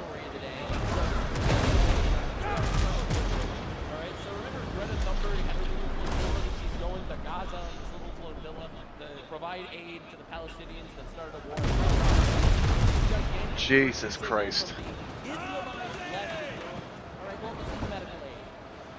It's condoms and hard drugs. They searched the boat. The Israeli military searched the boat because obviously there's a blockade and they're breached the blockade. That's the one thing. And so these are the 175 boats of the condom flotilla making their way peacefully to Israel aboard. And they were stopped. They were stopped by the Israeli military. And so the Israel. Alright, so Netanyahu says this. Jesus Christ. Hamas supporting flotilla the mission says no ship or no Hamas supports our territory, not even our territorial waters, will return back. They will continue. Honestly, diabolical. Right, and that shit gets involved. Zolan Ramdani, mayor of New York City. Wow, I'm glad he's taking care of New York's budget crisis. Last week, Israeli forces intercepted and boarded a humanitarian aid flotilla bound for Gaza in international waters. Unlawfully detaining my team is direct contact with state and federal partners as we work to confirm the whereabouts and conditions of the New Yorkers. This is a break! The funniest part about this is he thinks that if he just screams buzzwords to his audience, dipshits, Islamists, and old retards, that it'll work. Except that it does not violate. Actually, hilariously enough, if you look at the capture of neutral merchant vessels and goods, neutral merchant vessels are subject to capture outside of the water. They are engaged in paragraph 67 and a blockade. So actually, perfectly legal international law. We could sink at least one of these fucking interceptors. Both of them would be nice. Jeez. Oh man.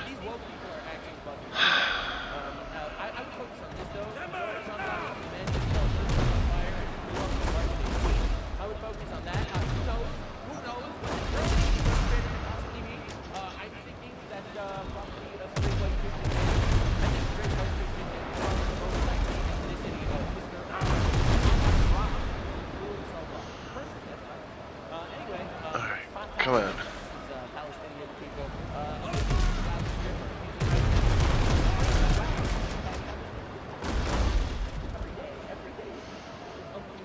It's a genocide. It's a genocide. The rats are eating the Palestinian babies. Now, this is one of my all-time favorite lines. Israel destroyed America's naval fleet, and Israel is training dogs for Palestine. Some of my favorite stories of all time.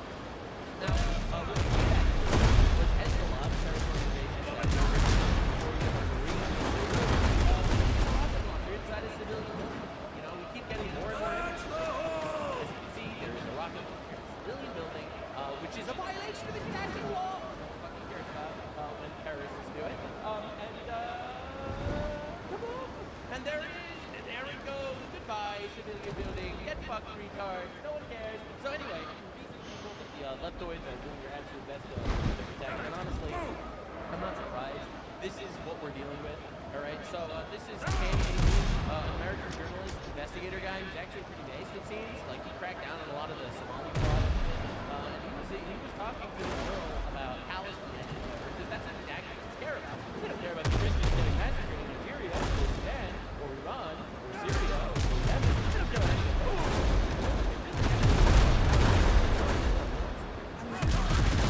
Fuck. Because we are obviously living through that right now. Do you guys agree? Where is Palestine? What country's border? It's so over, man.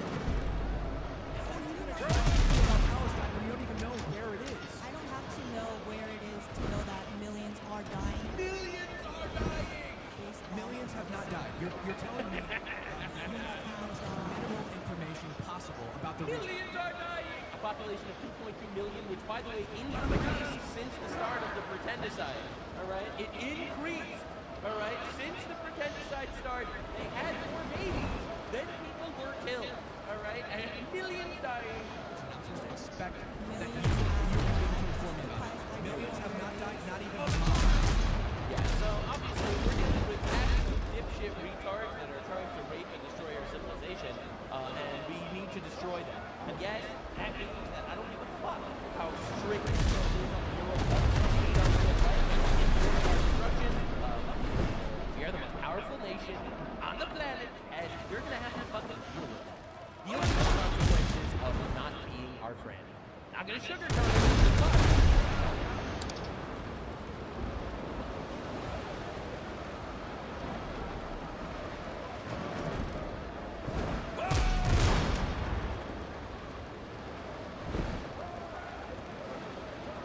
The debate over the existence of extraterrestrial life is centered around two basic questions: whether life exists on other planets, and whether any of that life has ever visited Earth, say, in the Midwest somewhere. There are some who believe that aliens are not only real, but have been visiting us for so long that people have been finding evidence of those mini-ET spin-offs in famous works of art for centuries. So, today, we're going to take a look at some classical paintings that appear to contain UFOs. But before we get started, be sure to subscribe to the Weird History channel. After that, and let us know what other paranormal theories about the past you would like to hear about. Okay, does the X-Files have an art history department? In the Hitachi region of Japan in 1803, a saucer-shaped vessel with glass windows and metal plates washed ashore. The object came to be called Utsurubune, which means hollow boat. The event and accompanying illustrations were immortalized in three major texts: Toen Shosetsu in 1825, Hyoru Kishu in 1835, and Ume no Kiri in 1844. And the accompanying sketches really do resemble what we tend to think of as a UFO. According to some legends, UFO emerged from the ship wearing colorful clothes and carrying a mysterious box with strange letters. This has led some experts to classify the tale as a myth that grew out of Japan's isolationism and hostility towards the outside world, or it was a ghost spaceship. What? No, they must have it. Domenico Ghirlandaio painted the Madonna with Saint Giovannino in the 15th century during the Italian Renaissance. In the background, you can see a shepherd with his dog pointing at an object in the sky. We don't know who this 15th century Ranieri is, but his dog seems to be barking at the strange object. And the Madonna is painted with her back to it, which has led some to conclude that she's protecting the baby, Saint Giovannino, from seeing it. Maybe because he'd want one for himself. She would be stuck running all the time. While some say the scene is experts believe that given the subject of the painting, it's more likely to be some type of religious symbolism. Theories include that the object is an angel, a star, a planet, or some archaic bit of Christian iconography that has since been forgotten. Cave paintings have been discovered in Kerala, India, that seem to depict flying saucers and creepy, faceless humanoid figures. Despite being created around 10,000 years ago, the drawings and carvings bear a striking resemblance to the UFOs and aliens we see in science fiction movies and TV shows made since the mid-20th century. Guess they haven't updated their spaceship technology in a while. Citizens of Cherma and their government have been so compelled by these findings, they've gone to NASA to request further investigation. And some believe the images depict the inhabitants of the area worshipping the figures emerging from UFOs, leading to the conclusion that extraterrestrials may have ruled Earth at one point in history. Hey, maybe good samosas are hard to find. Mazzolini de Panicali painted a smooth snowfall in August in Rome during the 15th century. The painting is a depiction of the legend of Pope Liberius and Giovanni discovering a patch of unmelted snow in Rome in August of 352. Today we call that a ski resort. So far, this story just sounds like the ancient Weather Channel, but it's incredibly rare to have snow in Rome, even in winter. In other words, for snow to fall in August would require divine intervention. According to the story, the patch of snow was a sign from Mother Mary. Among her policies to control the weather like Storm in X-Men. She wanted them to build a church in that spot, and since she was Mary, they felt pretty enthusiastic about fulfilling her wishes. Above the patch of snow, there are what seems to be dozens of saucer-shaped flying objects. According to conventional wisdom, despite how much they look like UFOs, these objects were really just meant to depict more snow. But in an interesting postscript, on October 27, 1954, in Florence, Italy, thousands of people reported sightings of UFOs in the sky, followed by a light dusting of a white cotton-like substance that disintegrated when it touched people's hands. In fact, a football match was stopped as an entire stadium looked up above Stadio Artemio Franchi. Athlete Artie Clementi reported seeing silver glitter rain down from the sky after the UFO appeared. Ooh, an interstellar glitter bomb. The strange incident from October 1954 remains unexplained, but many have noted that it does bear a striking resemblance to the legend depicted in Panicali's Miracle in the Snow. That's life imitating art, all right. In the early 18th century, the calendar painted an image of John the Baptist living up to his namesake by baptizing Jesus. But you might not notice the baptism part, since most of the painting is devoted to what Fox Mulder sees behind his Pyrex every night. What appears to be a flying saucer in the sky, beaming light toward Jesus and John. The Scullys of the world, on the other hand, Matthew 16, which describes the baptism of Jesus. As soon as Jesus was baptized, he went up out of the water. At that moment, heaven was opened, and he saw the Spirit of God descending like a dove. In this reading, the alleged UFO would actually be the Spirit of God. Despite the fact he wasn't an eyewitness to the baptism, believers maintain that Art de Helder was using his skill to depict his belief that aliens were present during the baptism of Christ. Let's hope they brought a good gift, like a Fortnite gift card.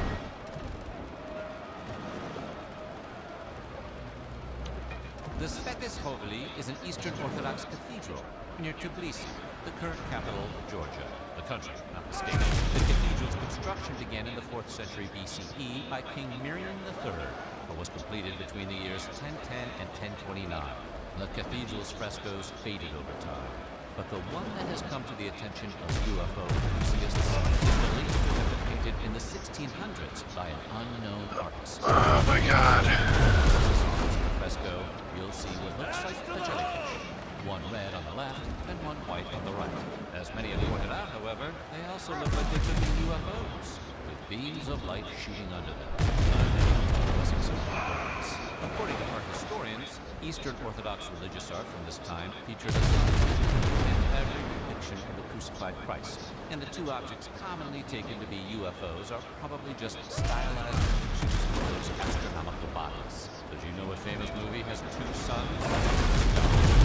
And what's Star Wars full of? Aliens. Checkmate. Svetes Hovli Cathedral fresco.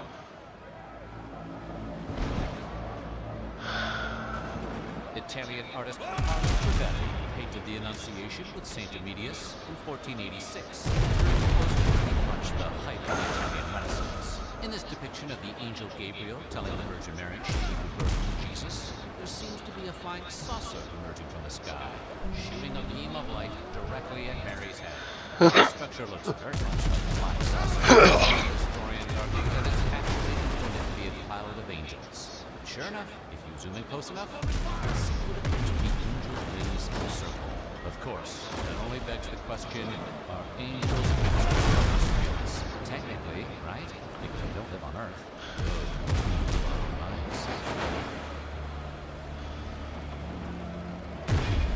This 17th century painting was found in a medieval church in Transylvania. So before we get to aliens, we're going to go ahead and assume it's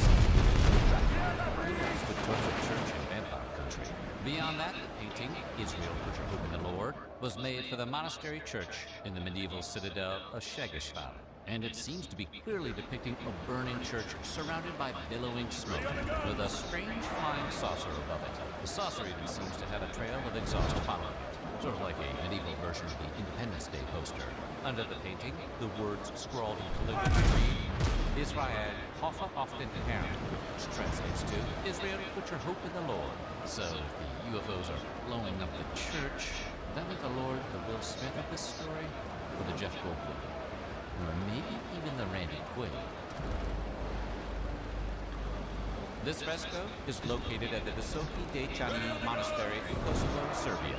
And in the upper corners of the left and right panels, there seem to be flying objects controlled by visible pilots and streaming rays of light. It's just hard to imagine how something from this era could depict a more obvious spaceship than this. But experts don't think you should get too excited.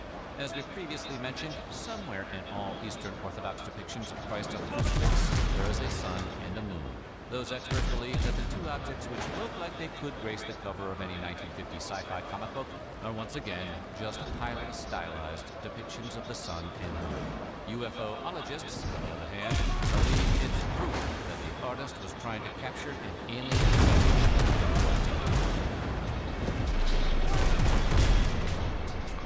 Okay, so of all these pictures of UFOs on near-misses, surely a totally unambiguous painting of a dude squaring off with an alien that would make Ridley Scott take a step back will silence the naysayers, right? All right. Well, this painting was created by Michael Potter, a painter who played a role in introducing the Renaissance to Germany in the 15th century.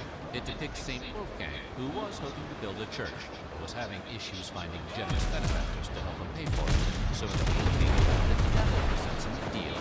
He'll help the bishop build the church as long as the bishop promises to hand over the first soul to step inside. According to the legend, St. Wolfgang took the deal, which seems wildly out of character for a saint. Then he tricked the devil by using a loophole. The story goes that a hunter emerged from the forest chasing a wolf. So Wolfgang opened the door to let the wolf in.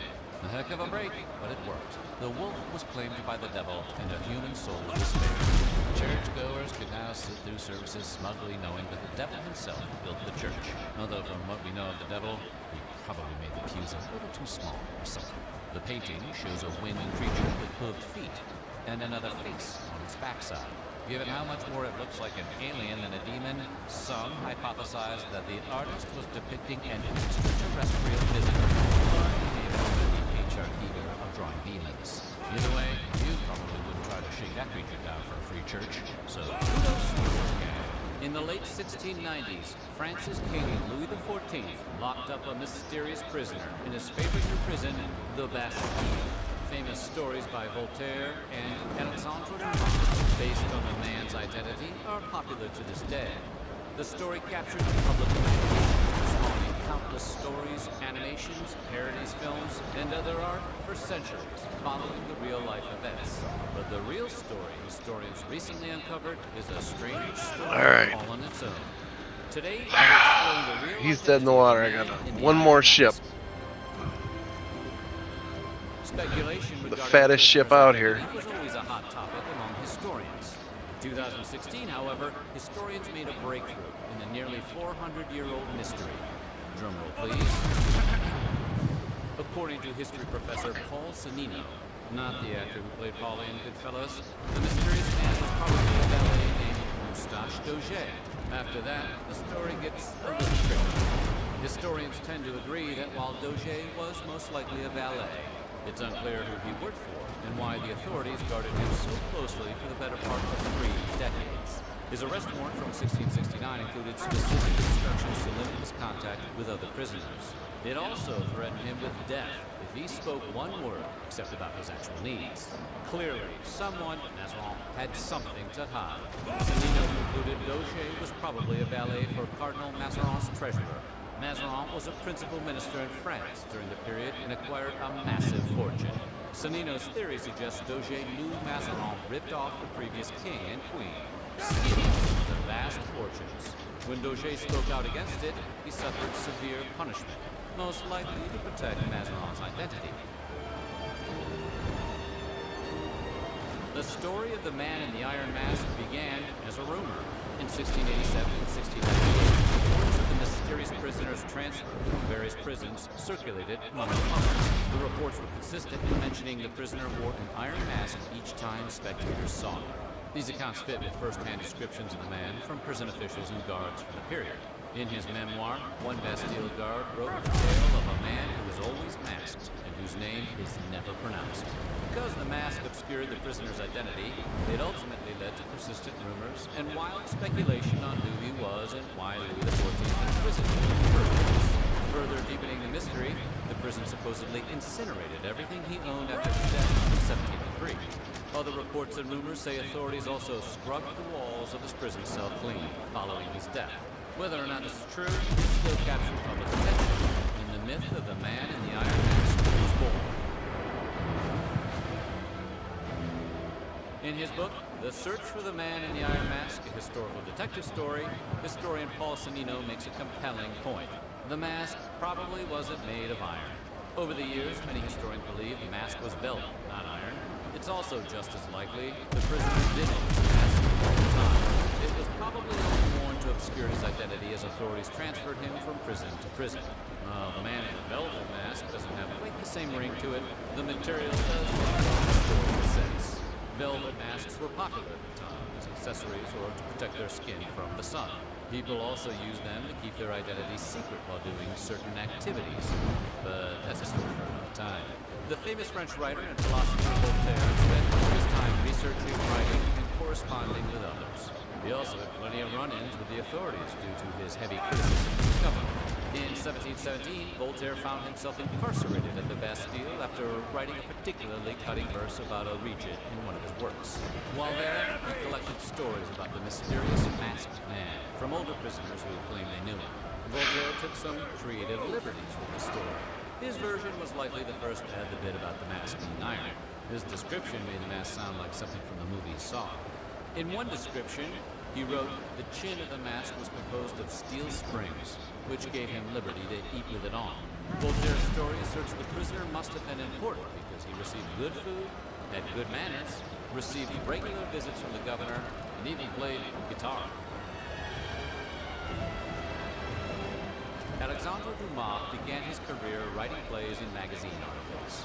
Later, he penned several popular novels, including The Count of Monte Cristo, The Corsican Brothers, and The Three Musketeers. Captivated by the story of the mysterious prisoner, Dumas decided to base a character in one of his novels on Dauger. Dumas wrote about the Man in the Iron Mask in the third volume of The D'Artagnan Romances. In The Vicomte de Bragelonne, Dumas' take on the mysterious prisoner eventually became one of the most popular. In the story, Dumas put forth the idea that the Man in the Iron Mask was the twin brother of Louis XIV. As such, he presented a threat to the king's legitimacy. The idea persisted and became the basis of the 1998 film adaptation of the tale, starring Leonardo DiCaprio, although it departed quite a bit from the source material. Before Sannino came along, there was no shortage of theories about the prisoner's identity. Many of these theories pointed to members of the royal family. Some thought the man Bourbon, the banished son of Louis XIV. Others surmised the prisoner to be the king's cousin, Francois de Bourbon.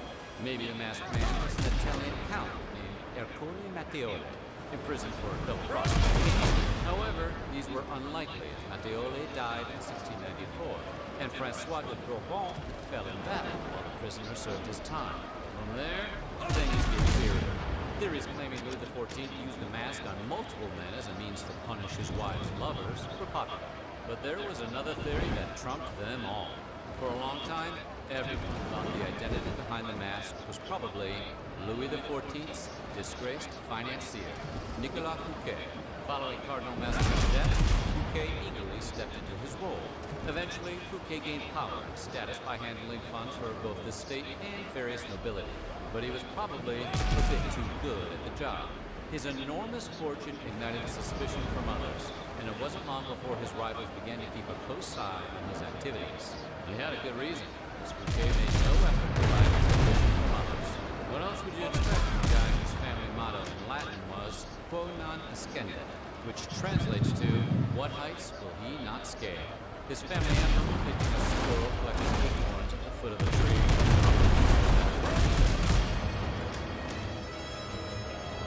Fouquet had no idea he was under a secret investigation by Louis XIV's advisor, Colbert. With ambitions to become finance minister himself, Colbert suggested to Louis XIV that Fouquet built his wealth by skimming funds from the state's coffers. By the time Fouquet threw an honorary celebration for the king at his opulent Chateau Vaux-le-Vicomte, his days as finance minister were numbered. Intending to impress the king with his official chateau, the party had the opposite effect. As Louis XIV looked around at the grand architecture, glorious gardens, and the brand new play from Molière, he seethed on the inside. Fouquet's faux pas, shining the design of his home and the magnificent party, ultimately sealed his fate. It didn't take long for the king's musketeers to arrest Fouquet after meeting with the royal advisors. He faced a 3-year trial on trumped-up charges of treason against the state. Although public opinion eventually sided with him, the king felt differently. Fearing private citizens having any real power or influence, he commuted Fouquet's sentence from exile to life imprisonment. Fouquet lived the rest of his days behind the walls of the fortress of Pignerol. Barely anyone saw him during this time, leading some to believe Fouquet to be the mysterious masked prisoner at the time, despite some inconsistencies with the story. Though Dauger is still the most likely identity of the prisoner, these stories served a larger purpose than being a mere God damn it, why you gotta do that now? people who saw Louis XIV as a tyrant wanted to take him down. As the stories of the masked prisoner spread further after Dauger's death, paint the king in a negative light. The Dutch even spread rumors that the man in the Iron Mask was Louis XIV's real father, ultimately attempting to challenge the king's legitimacy. Though the tale of the man in the Iron Mask isn't much of a mystery anymore, it continues to capture the public imagination and remains an essential part of French history. Growing up, the Bermuda Triangle was a big deal. A mysterious trilateral territory boasts tales of ships and planes going missing, gone without a trace. But once speculation stops and science steps in, it's clear that the whole mystery is fairly easy to explain. Today, we're talking about the Bermuda Triangle and debunking the myths surrounding this conspiracy. Okay, now let's get lost in some weird history.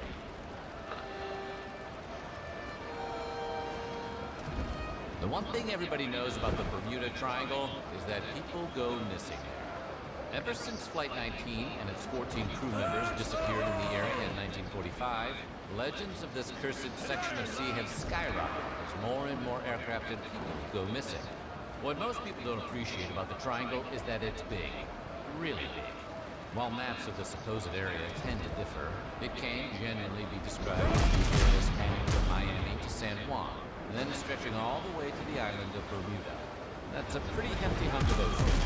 All that space is categorized into high traffic areas when it comes to boats and planes. And naturally, with a lot of traffic and a big, deep ocean, you're going to see a lot of people go missing. Or more accurately, you're not going to see them.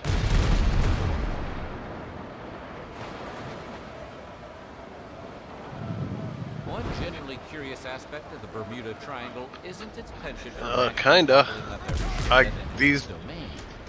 These guys are hard to sink, man, these freighters. The skies that float above the triangle are filled with unusual, exotic-shaped clouds, with perfectly straight edges that can span from 20 to 55 miles across. We know this sounds like something out of Sesame Street with all these shapes, but the reality is not so. These precarious polygons create some pretty dangerous air routes. The winds they generate reach up to 170 miles per hour and can slam any unfortunate vessels which happen to be in the area. And that's not all they can do. These clouds are also capable of shooting bursts of air directly down on top of planes, which in turn creates 45-foot waves for any ships that survive the initial blast. A real combo attack. Hexagon clouds were probably not the shape you expected to be the culprit here. Yeah. While we're on the subject of storms, bring up hurricanes. After all, the Atlantic Ocean is just lousy with them. And while the Atlantic coastlines may look lovely, they're also a veritable hotbed for inclement weather. Within the triangle itself, the cold air fronts that meet with the warm water create the perfect cocktail of chaotic weather. You don't want to be a weary water traveler when that happens. But as the story goes, too many do brave the nasty tempests and pay the price for not respecting the triangle. Everyone has their theories about what causes the disappearances in the Bermuda Triangle. Some say alien abductions. Others think sea monsters are responsible. But one scientist, Karl Kruszelnicki, says he can easily explain all the disappearances.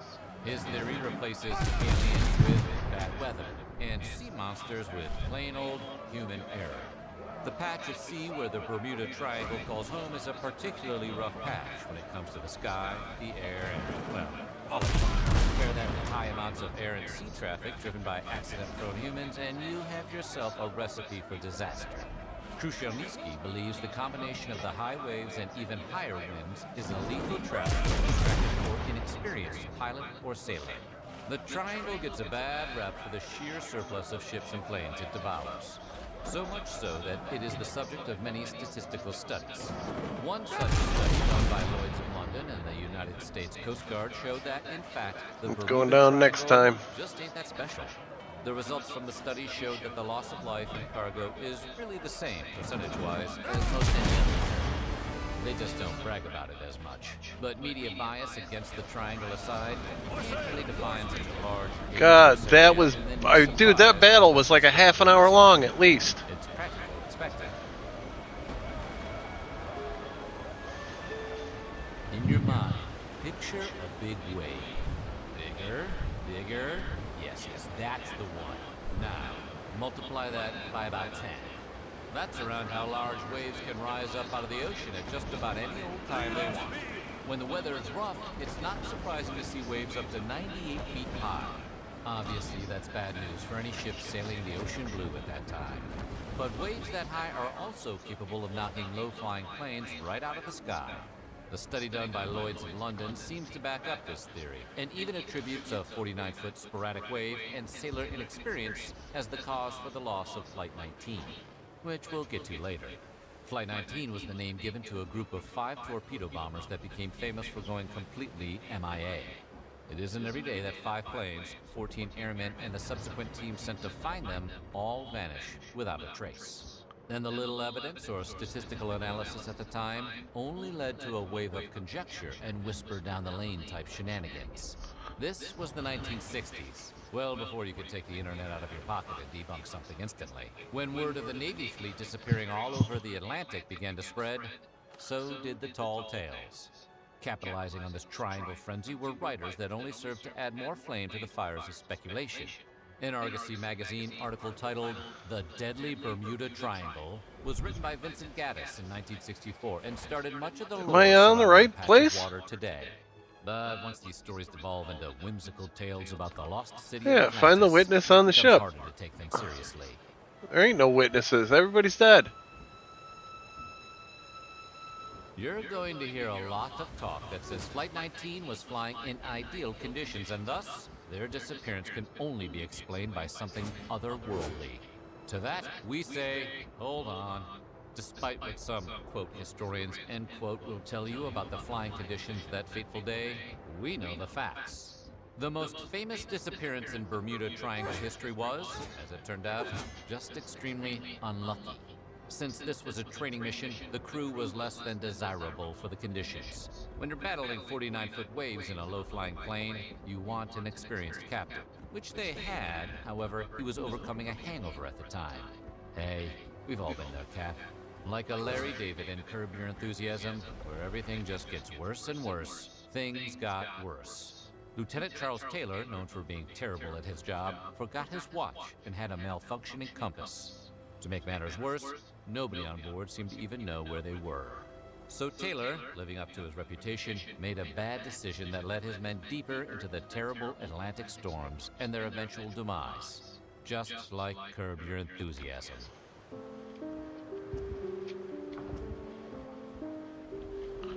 While we're talking about Flight 19, Alright, boys. We're gonna sent in to find them. They're part of this story too. head over here. While this crew also met their untimely demise in the Atlantic Ocean, they did not simply disappear into thin air as the legends I have the would feeling you I'm believe. missing something. As is typical, this is a detail that gets lost in the fable of it all. Not only did the rescue aircraft remain visible, it straight up exploded. Witnesses claim they saw the aircraft, which had already gained the ominous nickname of Flying Gas Tank, erupt in the sky and its remains crash into the sea. A subsequent investigation found oil and debris where the plane went down, confirming its ending in this unfortunate tale. We talked about Vincent Gaddis, the Mac Daddy of all Bermuda Triangle storytellers. Instead of getting bogged down with facts, Gaddis decided his analysis of the disappearance would sell more copies if he exaggerated the facts to add an aura of mystery. His 1964 article titled The Deadly Bermuda Triangle delved into the notion that the disappearances couldn't possibly be coincidence. Even though the article was published in a magazine that prided itself as an American masterpiece of fiction, the hype worked. His outlandish ideas about disappearances in the small slice of the world inspired other writers and movie makers to give their own spin on the triangle. And that is how legends are born. The Mary Celeste story is an interesting one. A large merchant ship has an uneventful career until one day it disappears. The ship was bound for Italy from New York, but never made it to its destination. It was eventually found adrift in the Atlantic. Its discovery didn't stop Bermuda Triangle speculators from blaming the missing crew and the ship's condition on the three-pointed chunk of ocean. A guy named Charles Berlitz even penned a bestseller called The Bermuda Triangle, which claimed that Mary Celeste was another victim of the triangle. The book was a world-renowned success, but there was one glaring error within the pages. The ship was found abandoned on a completely different side of the Atlantic, a couple thousand miles away. But if you're still not convinced, hey, we've got a bridge to sell you.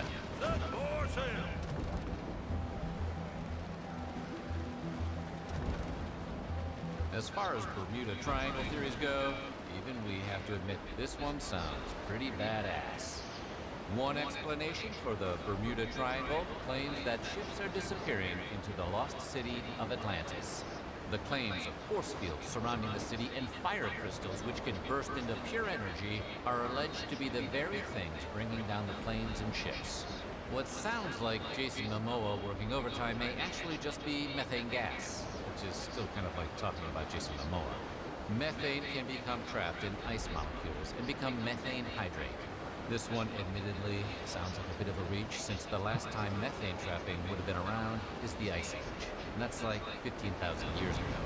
But if this were somehow happening in the past 100 years, it would absolutely impact ships the way this Atlantis conspiracy says it would. No word on how the DC management shakeup news affects this particular theory. We've spent this whole video saying some pretty negative things about the Bermuda Triangle. So let's end with all of us saying one nice thing about the Triangle. We'll go first. Despite its bad reputation, the Triangle is not considered one of the danger zones for cargo ships. Wasn't that nice? Sure, it has its fair share of tropical storms and turbulent weather. And of course there are disappearances. Can't forget those. But any cargo hauler will tell you there are places so undesirable for ships, they make the Bermuda Triangle look like a kiddie pool. A study in 2013 that ranked the most hostile shipping environments was done by the WWF, the wildlife one, not the hit you upside the head with a steel chair one. And didn't you know it, the Triangle didn't even get an honorable mention. It turns out BT is more preferred than the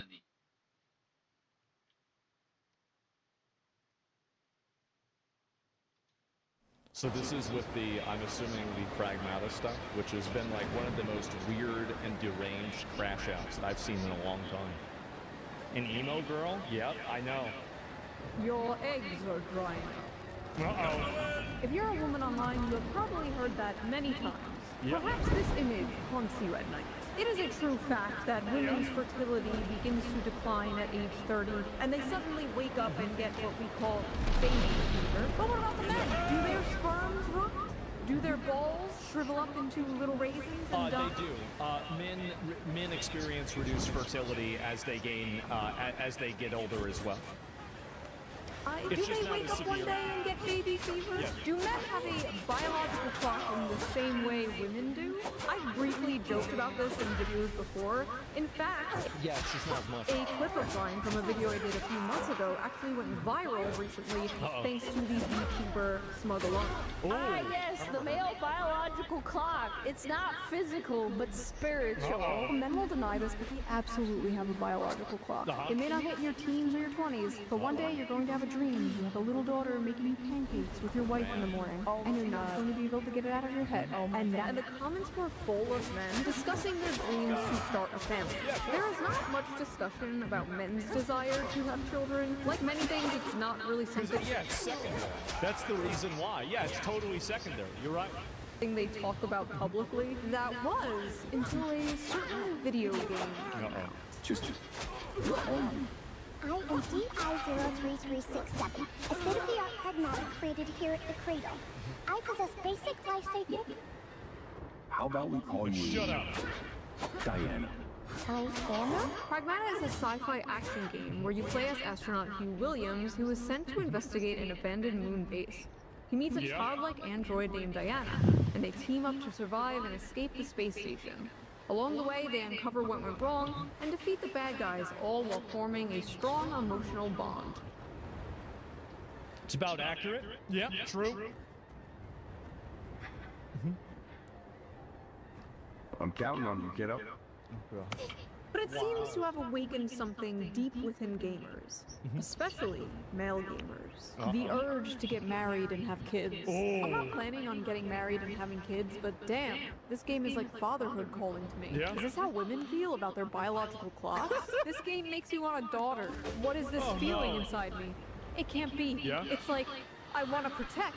It's like, I want to be a dad. They won me over. The white baby makes me feel paternal. I will burn anyone and anything that tries to harm her. This game is dragging out the innate dad instinct. I want to like Pragmata, but I can't, knowing that... Alright, I'm gonna log out for a little bit. Of course. I will be back on later.